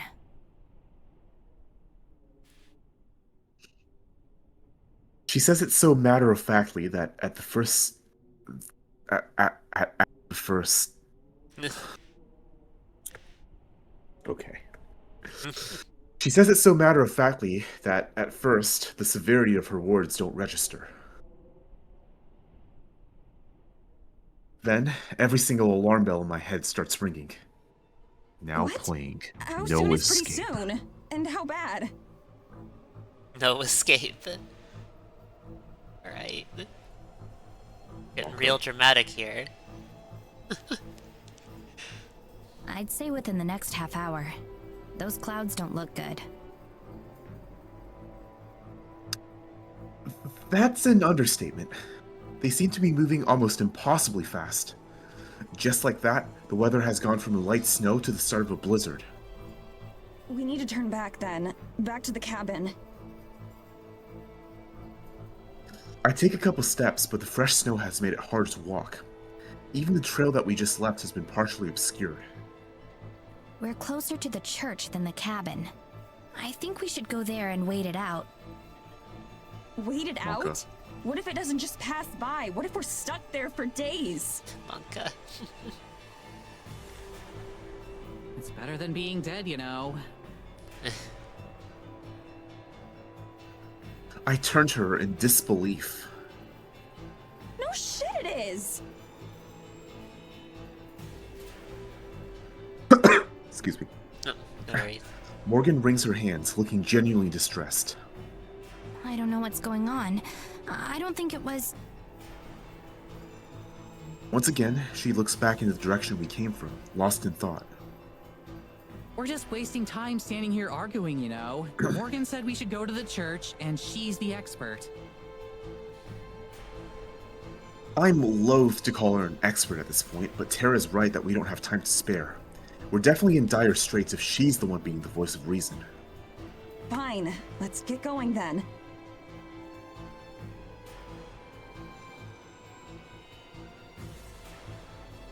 We don't waste any more energy on talking. We just follow Morgan as closely as we can. The light from her bounces in the wind, reminiscent of the light we followed just a few short days ago. I focus on it, using it as a beacon, since it's easier to keep track of than Morgan herself. I bury my face into my scarf as much as I can, feeling the wind push against me and making it hard to walk.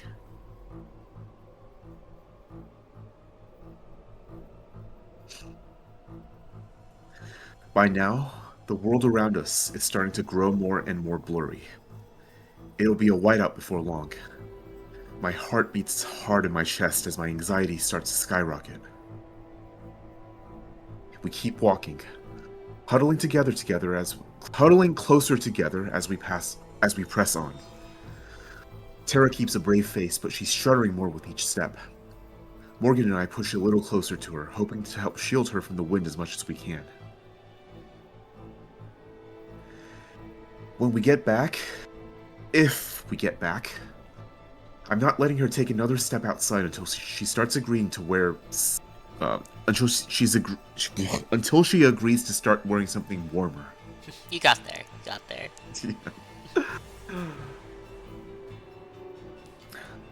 After what feels like years, we come to a stop. My legs are leaden with the effort of marching through the snow. I'm afraid that Morgan's gonna say that we've lost, that we're lost, but then I realize that we've arrived. Just ahead, a huge stone building stands tall. For its supposed age, it looks remarkably intact. The howling winds buffet it, but even from here, it looks infinitely safer than being stuck out here. A pair of massive wooden doors loom before us. Just give me 1 second and I'll get this open. She grabs a hold of the door and starts to pull. The freezing wind works against her, and for a tense moment, I worry that she won't be able to get them open. But then, with a creak that's audible even in this weather, they slide open to let us in. Oh wow, double band. I see it. I see SMH. something on my end. Double band. There we go. I've banned them on my end just now. Yeah, Siri got them for me. Yeah, Sari. On my end, Sari missed one for you. So I had to do it manually. Gotcha. After you. We don't need telling twice. Tara and I hurry inside, with Morgan letting the door slam shut behind her as she follows. The first thing that strikes me is the temperature. An old stone building in the middle of a blizzard should be frigid, but it's not. In fact, it's almost warm. Mads, we hit the jackpot!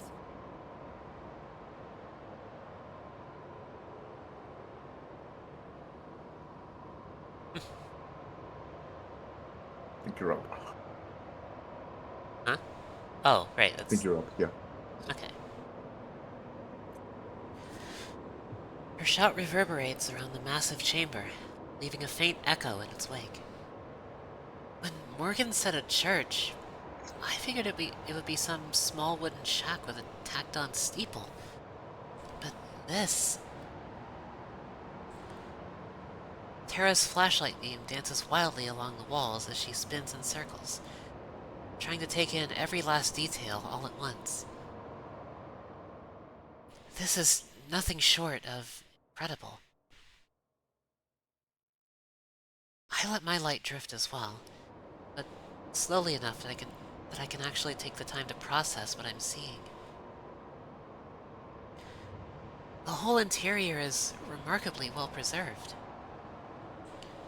A few broken pews, a couple pieces of collapsed stone, and a layer of dust on nearly every surface, the only things that make the place seem anything less than brand new. Looking closer at the building itself, I can see various flourishes or designs decorating the walls and railings. Whoever built this place, they built it as a labor of love. The centerpiece is a massive stained glass window that dominates the center of the far wall. Its brilliant colors form an intricate pattern. I make my way over to Morgan, who's currently watching Tara dart around the building with a small, satisfied smile. It dissipates as I approach. Even though I'm relieved to be out of the storm, I can't believe we ended up in this situation in the first place. Before I can say anything, though, she beats me to it. I'm really sorry about this. I truly am. If I'd thought the weather would turn so foul, I'd have never suggested we come out here. The last thing I want to do is place you and Tara in any danger. I just wanted to show the two of you something tangible. Something different. I swallow my harsh words. Chastising her wouldn't do us any good. Plus, She's right that the weather changed way faster than I would have expected, or even thought possible. So I just rubbed my shoulders, and massaged some warmth back into them. Welcome in, Wolfie. Hope you're well. Wolfie. Hope you had a good weekend. Thanks for stopping by. Yeah. Very late stream. Yeah. Don't apologize yet. There's still plenty of time for us to die of starvation or something like that. I think it's more likely that we die of exposure first. Well, that's reassuring. Suddenly, a beam of light swipes across my face. It comes from Tara on the other side of the building. Hey, come check out these books! Morgan and I both start to head over. By the way, how do you keep it so warm in here? I was looking for a heater or something, but couldn't find one. It's magic, I think.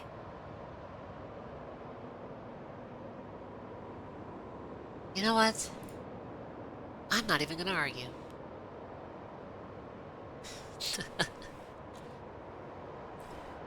Tara's waiting excitedly next to a stack of books. That's probably a first. Check it out! Wooden shelves are warped and damaged beyond repair, but have still retained their shape pretty well. Books that line them are in a similar condition. When I remove one, its once soft cover is cold and rigid, and the text has faded into illegibility. But flipping through the pages, a few of them are still readable. Or at least would be if I could understand the language. Tell me these aren't filled with ancient incantations or something. These aren't filled with ancient incantations. She holds up a book to her face and blows a puff of air towards me, filling my face with dust. I wrinkle my nose, coughing and spluttering. Hey, what the hell? You don't know what's floating around in here? You're literally the only person alive who could be in a haunted church and not care at all. She never said it was haunted, you know? And I'm sorry that I'm still a bit too shaken up over, you know, almost dying in a snowstorm. Psh, we weren't ever in any real danger, I'm sure. Isn't that right, Morgan? Actually, I wasn't sure we were going to make it here.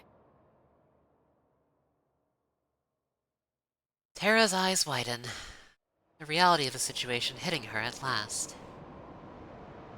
Then she grins. That makes this an even more badass story for the vlog. Mads, you'll have to go hard on the wind sound effects. Maybe we should set the camera outside, get some footage of the blizzard. Fucking content creators, man. Content. That's the content brain. Oh, Tara. Yeah, thanks for stopping by, Wolfie. Have a good night. Appreciate it.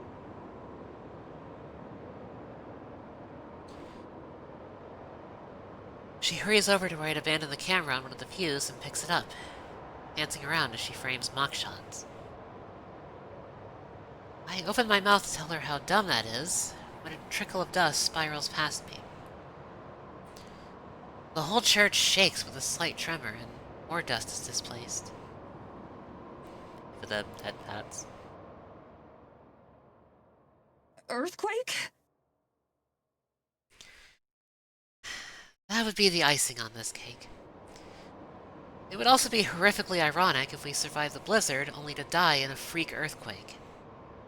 How it feels to play against Shinra Tauros. God. I'm sorry, no one's gonna understand. I understand it. I know what it means. Gen 1 Toros.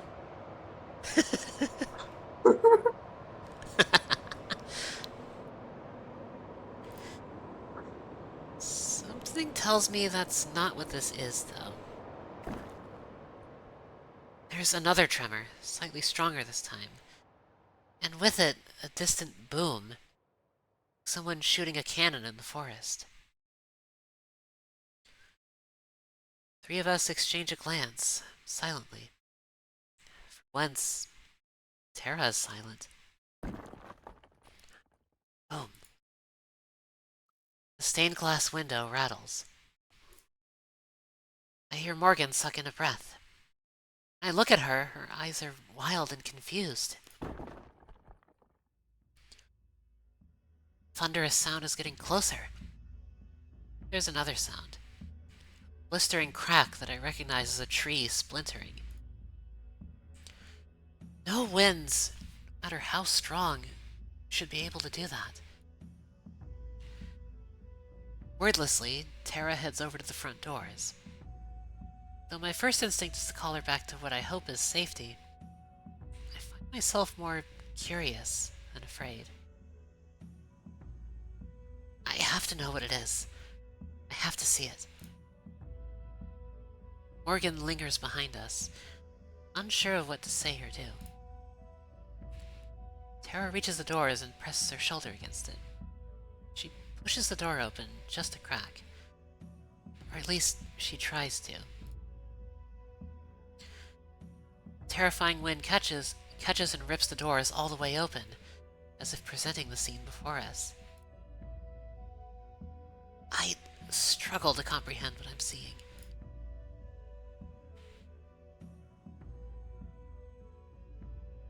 Okay. And you can... An immense monster towers over the trees and church, putting all of Maddie's doubts to rest. It has antlers and glowing red eyes. Tall, taller even than the trees, stands what I can only describe as a monster. Two enormous, luminous red eyes peer out across the black expanse of the night sky. Neither the howling wind nor the biting snow seem to affect it all. Oh my god. That's not possible. That's normal. Yeah, you know, I'd grab a beer with that guy. Yeah. This can't be happening. This can't be real. My legs are about to collapse under me. My heart drops like a rock in my chest. Every heartbeat sends a rush of blood through my body so strong it drowns out the cacophonous storm. Tara fumbles at the camera, her hand shaking violently. Cursing, trembling, she struggles to lift it up to her face. Repeatedly losing her grip, she tries to focus on the thing in front of us. I don't know how she can even have the presence of mind to do that. My thoughts are a blur as my mind does its best to process what I'm seeing. It's like the forest itself come to life. Like a whole mass of trees just uprooted themselves from the ground to form something that can't possibly exist. Branches twist and contort into each other. One tree splits into 10. Wood, rotting into decay and growing anew again, spin from the impossible red center. Two immense horns pierce the sky, looking like lightning bolts permanently imprinted against the clouds. Someone call the SCP Foundation. You managed to avoid crashing?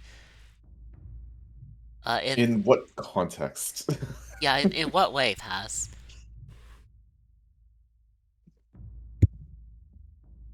Hope you're doing well. Every thought that I can manage to form is fleeting. Every rational part of me tells me that what I'm seeing shouldn't exist. That it isn't possible. Yet, here it is. Undeniable. It's a small blizzard out? Oh. Oh shit.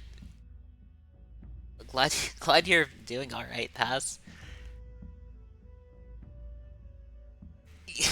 Yeah, speaking, this guy might be paying you a visit soon.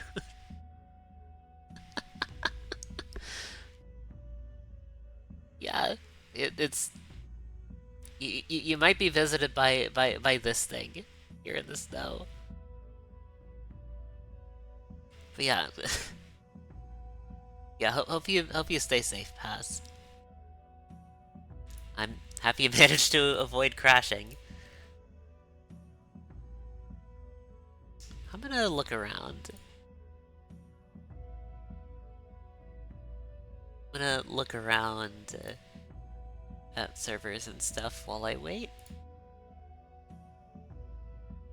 Yeah. How does... So how's it going tonight, everybody? How we doing?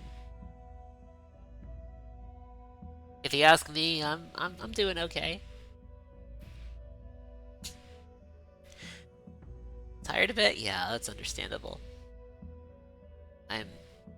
You're kind of thirsty? Do you drink oiter? Yeah, you should drink some oiter, Jag. Yeah, I'm pretty tired too, honestly. Like a little bit, you know?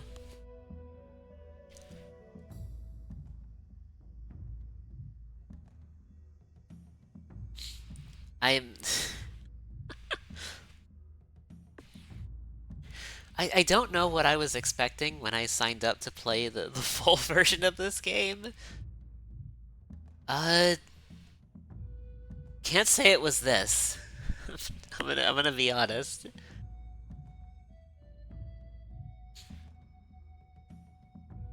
Like, we got...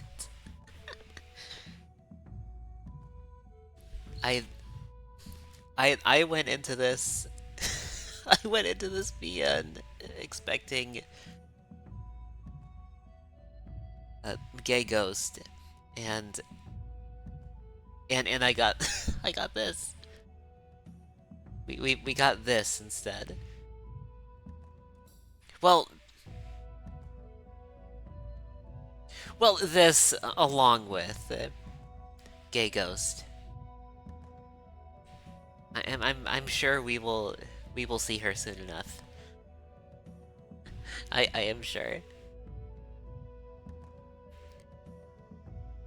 Speaking of water though, I should hydrate too. I'm gonna go ahead and do that. This one's on the house. You don't even have to spend channel points on it.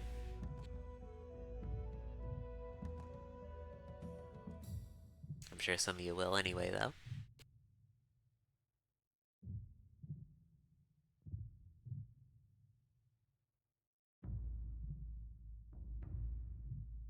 Okay. I have hydrated.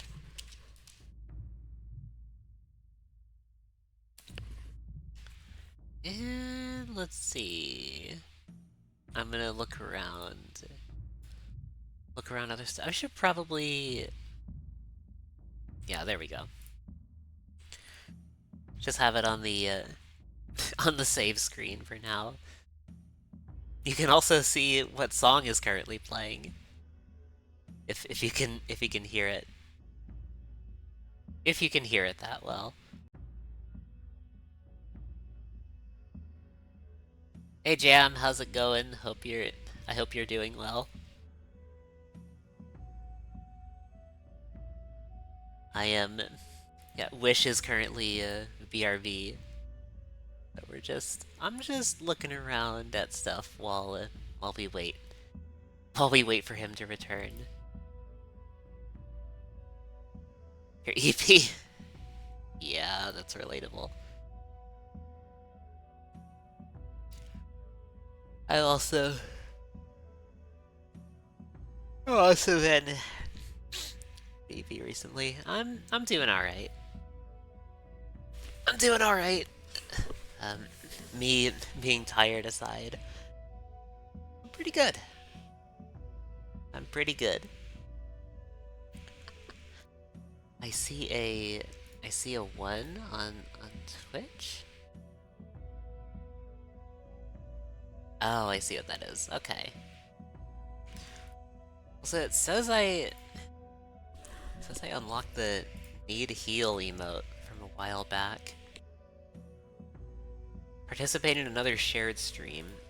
Does it have to have, like... I could have, like, wishes.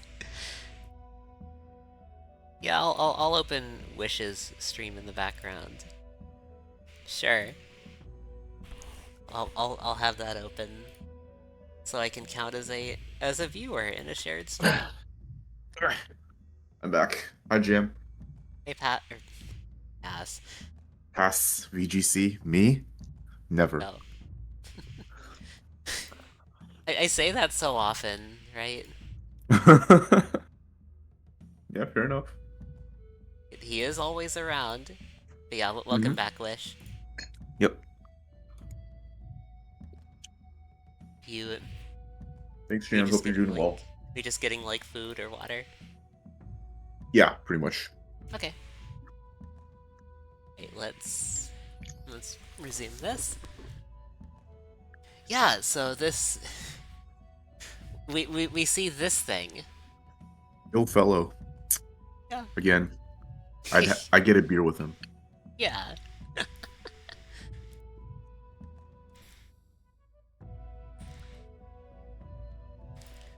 Big heapies, yeah. That's relatable. Yeah, Yeah, I'm doing okay. that's good. All I can do is stare. The red glows brightly, burning my eyes, like it's staring right back at me. Maybe it is. The beast shuffles forward, its feet obscured by the forest below. With each movement, there's another massive echo. Trees crackle and snap beneath its immense weight like twigs, flattened to nothing and buried under the snowfall.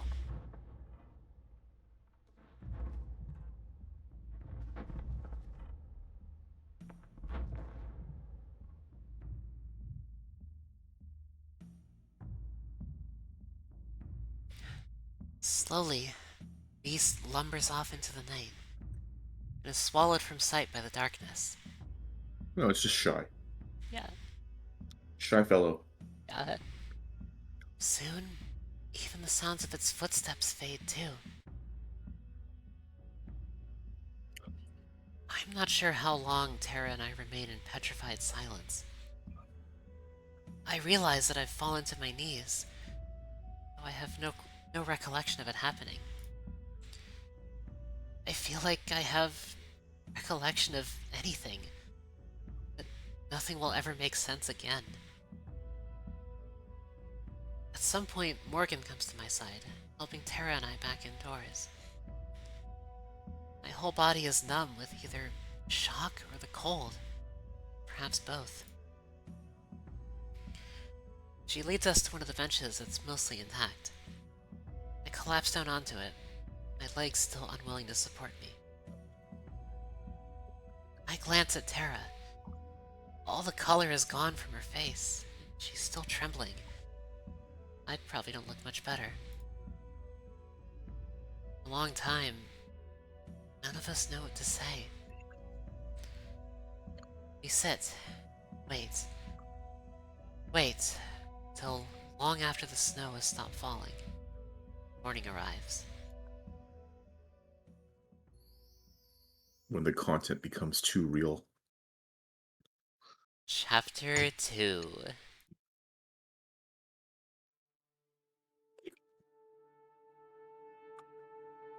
Alright, so do we want to switch over to you then? Yep. Give me a sec. Okay.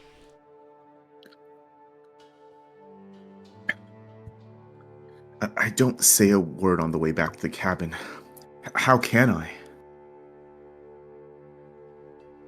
How do you vocalize the knowledge that your core understanding of the world just turned out to be wrong? It feels like the ground beneath my feet dropped out from under me. My steps are unsteady and I feel nausea come out like waves. My head pounds hard. I've always prided myself on my healthy skepticism, but I can't deny what's right in front of me. My thoughts scramble to find some way to explain it, some way that I can piece it together in a way that I can understand. But it's hopeless. Tara is still struck mute. I'd expect her to be bouncing off the walls, to be unable to calm down. After all, this is what she's been after for years. Ever since we started the show. Ever since she first had the idea for the show. Now that we've actually finally found something, neither of us know how to react. She keeps playing the short clip she recorded over and over again, watching it until the battery runs dry. A lot of it is unusable due to the snow and her shaky hands. But there are still a few seconds of clear, uninterrupted footage. Her ratings are gonna go off the charts. We're gonna have to prepare for endless barrages of questions and accusations of doctoring the footage. This will mean interviews, national news, maybe even a book deal. Nothing will ever be the same again. But all we can manage is silence. Morgan's the only one who seems somewhat calm, though even she's a bit shaken. She's the one who coaxes us to leave the church and start heading back to town. It's the obvious thing to do. Yet somehow the suggestion sounds like a crazy idea that I would have never come up with myself. All of my thoughts are mush. Is that Jam? Everyone stop what you're doing. Let's talk to Jam. True. What's up, Jam? How are you doing, Jam? How's it going, Jam? Well, you did talk about how you're doing. Big EPs. It's very true. Yeah. You know, that's relatable.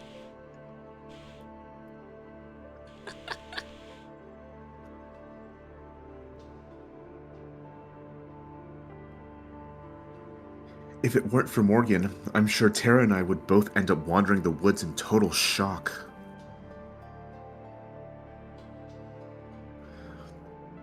I can barely manage a slow stumble as I follow from way behind. Thick, fresh snow impedes the path. The blizzard subsided, but the harsh winds bite at my exposed skin. It all feels like too much. Maddie, are you okay?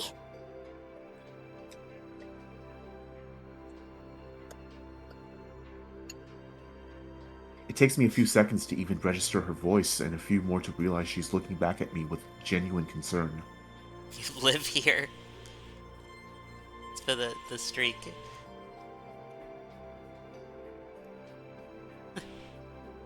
Yeah, I'm fine.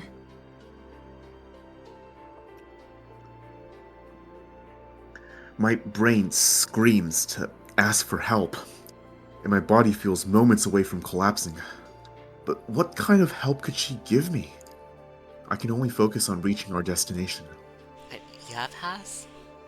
You like a banana and peanut butter? So you're all good then. Is that a good thing, Paz? You know what would go well with that? Gay Yeah. Ghosts and Pass with Ruby and Wish. I guess I'm changing my title. And Knuckles. Knuckles.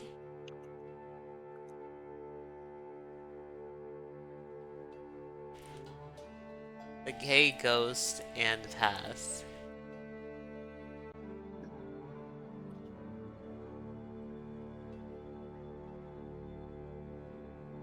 The Gay Ghost and Pass show. I'll do that.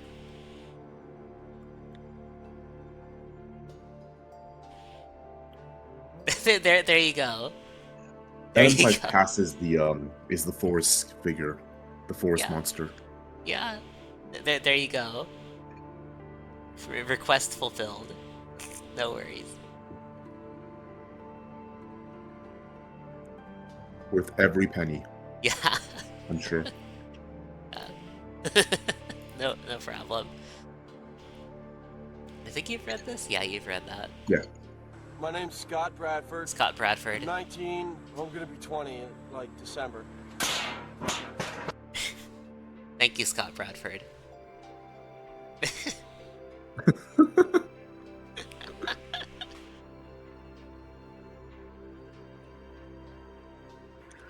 Morgan looks like she wants to respond, but instead resumes her trek forward, this time moving at a somewhat slower pace.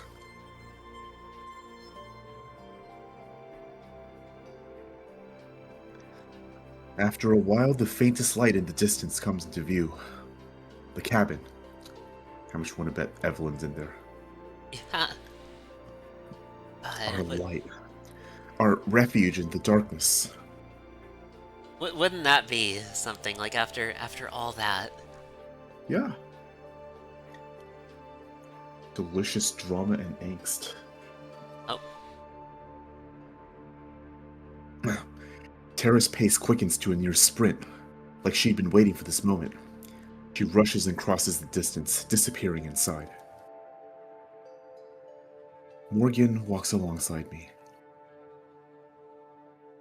She opens the door, following inside behind me.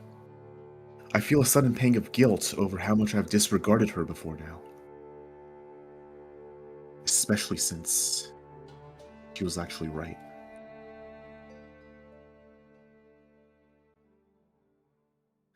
As soon as I reach the couch, my legs give out from under me, and I fall onto it like a ton of bricks. It isn't until I hit the cushions that I realize I nearly crushed Tara, who was already collapsed next to me. Sorry. She doesn't say anything. She might not have noticed. I thought that getting back to the cabin in safety would renew her enthusiasm. She should be running in circles around me, screaming, "I told you so." Everything about her whole existence has just been validated. She's just looking down at the ground without saying a word.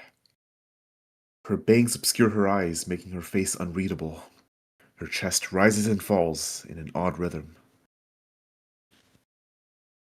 Then I realize that, just like me, she's still trembling.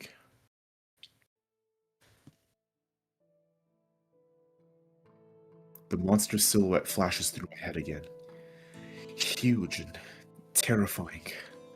The red light shining down to the very center of my being. Here, this will help. She sets 2 glasses of water down on the table in front of us. I didn't even register her coming over here. Tara clears her throat and leans forward. Thanks. Seriously. They're the first words that she's spoken in what feels like hours. Also very quiet. Yeah, Yeah, wasn't that pretty quiet? it was. Yeah. I mean, can't really blame her, right? Yeah, totally understandable. Yeah. She's a glass cannon. She manages a small sip, but most of it dribbles down her shirt. I don't even reach for my glass, knowing that my hands are just as shaky, if not more. My entire worldview was shattered. It's going to take more than just a walk in the snow and a glass of tap water for everything to sink in. It's just all of that, right? It's like, Yeah. It's a lot. yeah, this is honestly a pretty realistic reaction to something like this. Yeah, I would say so. everything you thought you knew is wrong.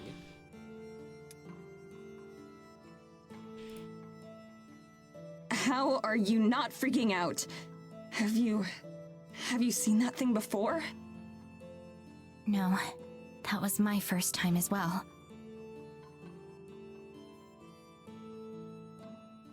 He doesn't answer the other part of my question. Everything you know is wrong. Hit song by Weird Al. True. Yeah, true. Maybe they just need some Weird Al to cheer them up. Yeah, surely.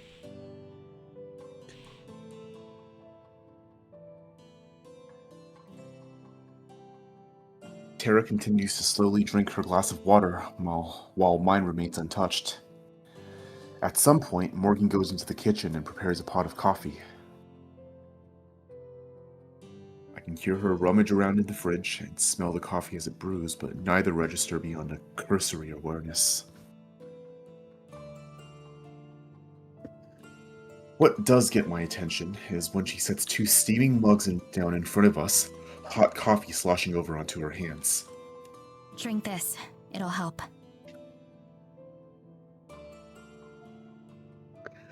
I do as I'm told, lapping at the brew since it's too hot to sip. Tara does the same. Morgan sits beside her on the couch, draining her own mug much faster than we do as she gazes out the window. I posted one too. Nice.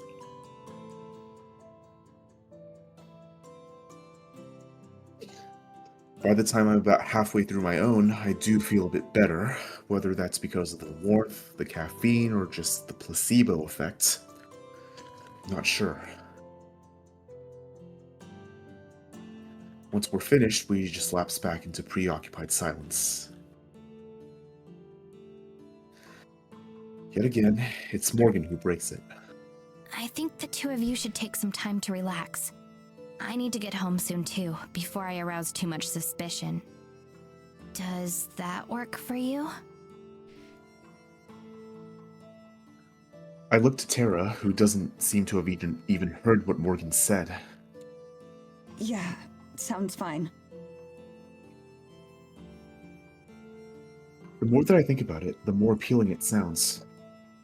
Right now, I want nothing more than to curl up in my bed, cocoon myself in blankets, and sleep for a while. Yeah. Okay, I'll see you later then. Never one for long goodbyes, Morgan heads straight for the door. I'll message you soon. She leaves before either of us can respond. We sit. And sit. I don't know for how long. Longer than I've ever seen Tara sit still. I just don't know what else to do. As much as I'd like to, I know we can't just sit here forever. The knowledge that we'll soon have to return to mundane everyday things feels unreal. We just witnessed something magical and life-changing. How could we just go back to normal life? But I know that in truth, the world hasn't changed at all. Just our knowledge of it. No matter how long we wait, the outside world will continue to pass us by. It feels like an eternity passes, but Tara's voice breaks through the silence. I'm not sure if I fell asleep or not, but I react with a start, and my heart beats 100 miles per hour. So, what do you think? About which part? There's a lot to take in. Yeah. About all of it. Or any of it. Any of it, yeah. While she sits, she idly pulls on a loose thread from a blanket close by. She pulls and pulls, and it unravels even further. I don't think she notices she's doing it. I think the main thing is that I wonder what else is out there now. Not just in the forest, but in the whole world. Are there more of those things? Or is it the only one of its kind? And how did no one ever see it before? There's just so much that I don't know how or what to feel. What about you? Again, she shrugs. The same, pretty much. There's no way you're not gonna get that BooTube award now, you know? Boot. YouTube.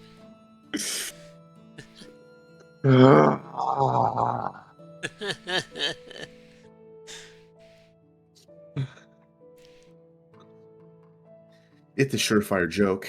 It should be an easy smile. But she doesn't react at all. Probably not. Think I'm gonna crash. Good night, Mads. Just like Morgan, she gets up and leaves without even giving me time to reply. There's barely 5 seconds between her saying it and her bedroom door slamming shut behind her. It's not at all the kind of response I expect from Tara, but these are far from normal circumstances.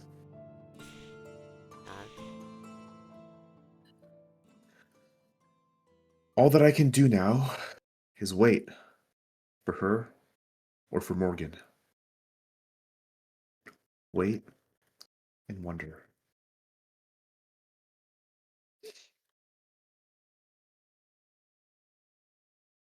Well, so, do we want to... How are we feeling right now? We're at 226 for stream time. Up to you. I can keep going for the rest of the half hour, but if we need to wrap up, then we can wrap up.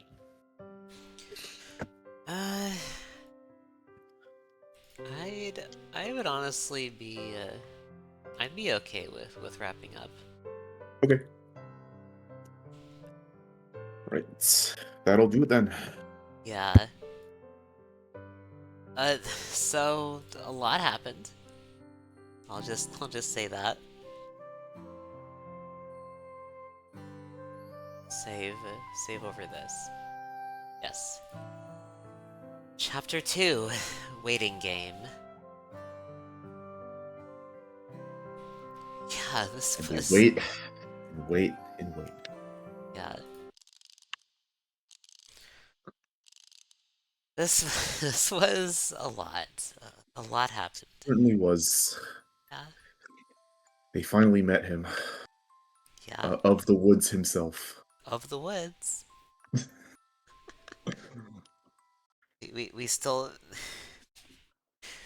have yet to see the heart of the woods, though. True. Where's the ghost girl? Where is the ghost girl, indeed? Yeah. It's been almost 6 hours of gameplay. No sighting of the ghost girl. Yeah. I want my money back.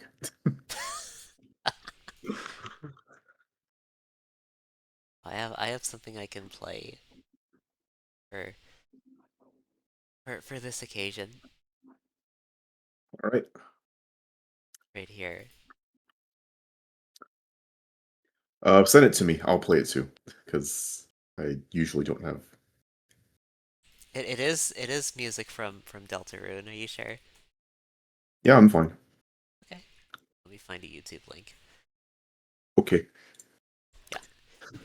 Yeah, thank y'all for being here. A wild ride that we are on now after seeing that. But yeah, appreciate y'all stopping by. Watch us nerd out over a visual novel this late at night. Yeah. Right, here you go, Wish. It's cool. Yeah.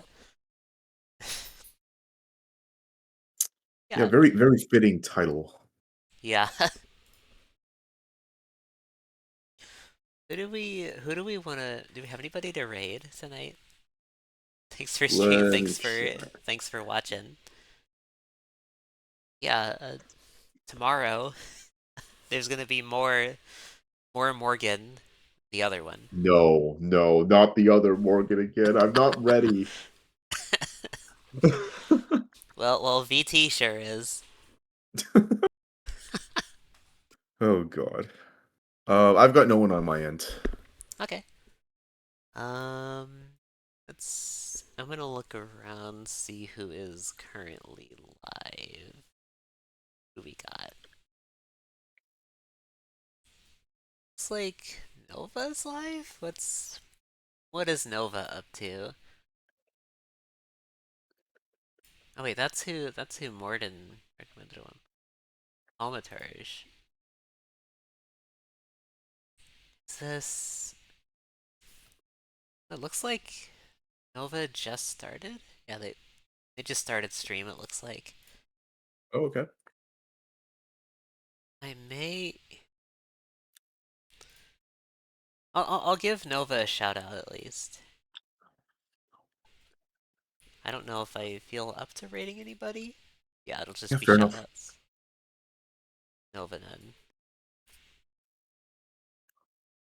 The thaumaturge. Commentaries, yeah. Yeah, go And check let me out Nova. see. Who else is alive I can shout out? Morden, yeah. Morden's live playing a Nier replicant. And yeah, you wanna check him out? You sure you don't have anybody else to shout out with? Mm, last I checked, there's not really anyone. I see. Yeah, there's not really anyone. Varelli is Oh, live Shasta. playing. Shasta's live, Yeah, but Shasta's live. Then Varelli is live playing Helldivers 2. Can we get a Wish shout out? Absolutely.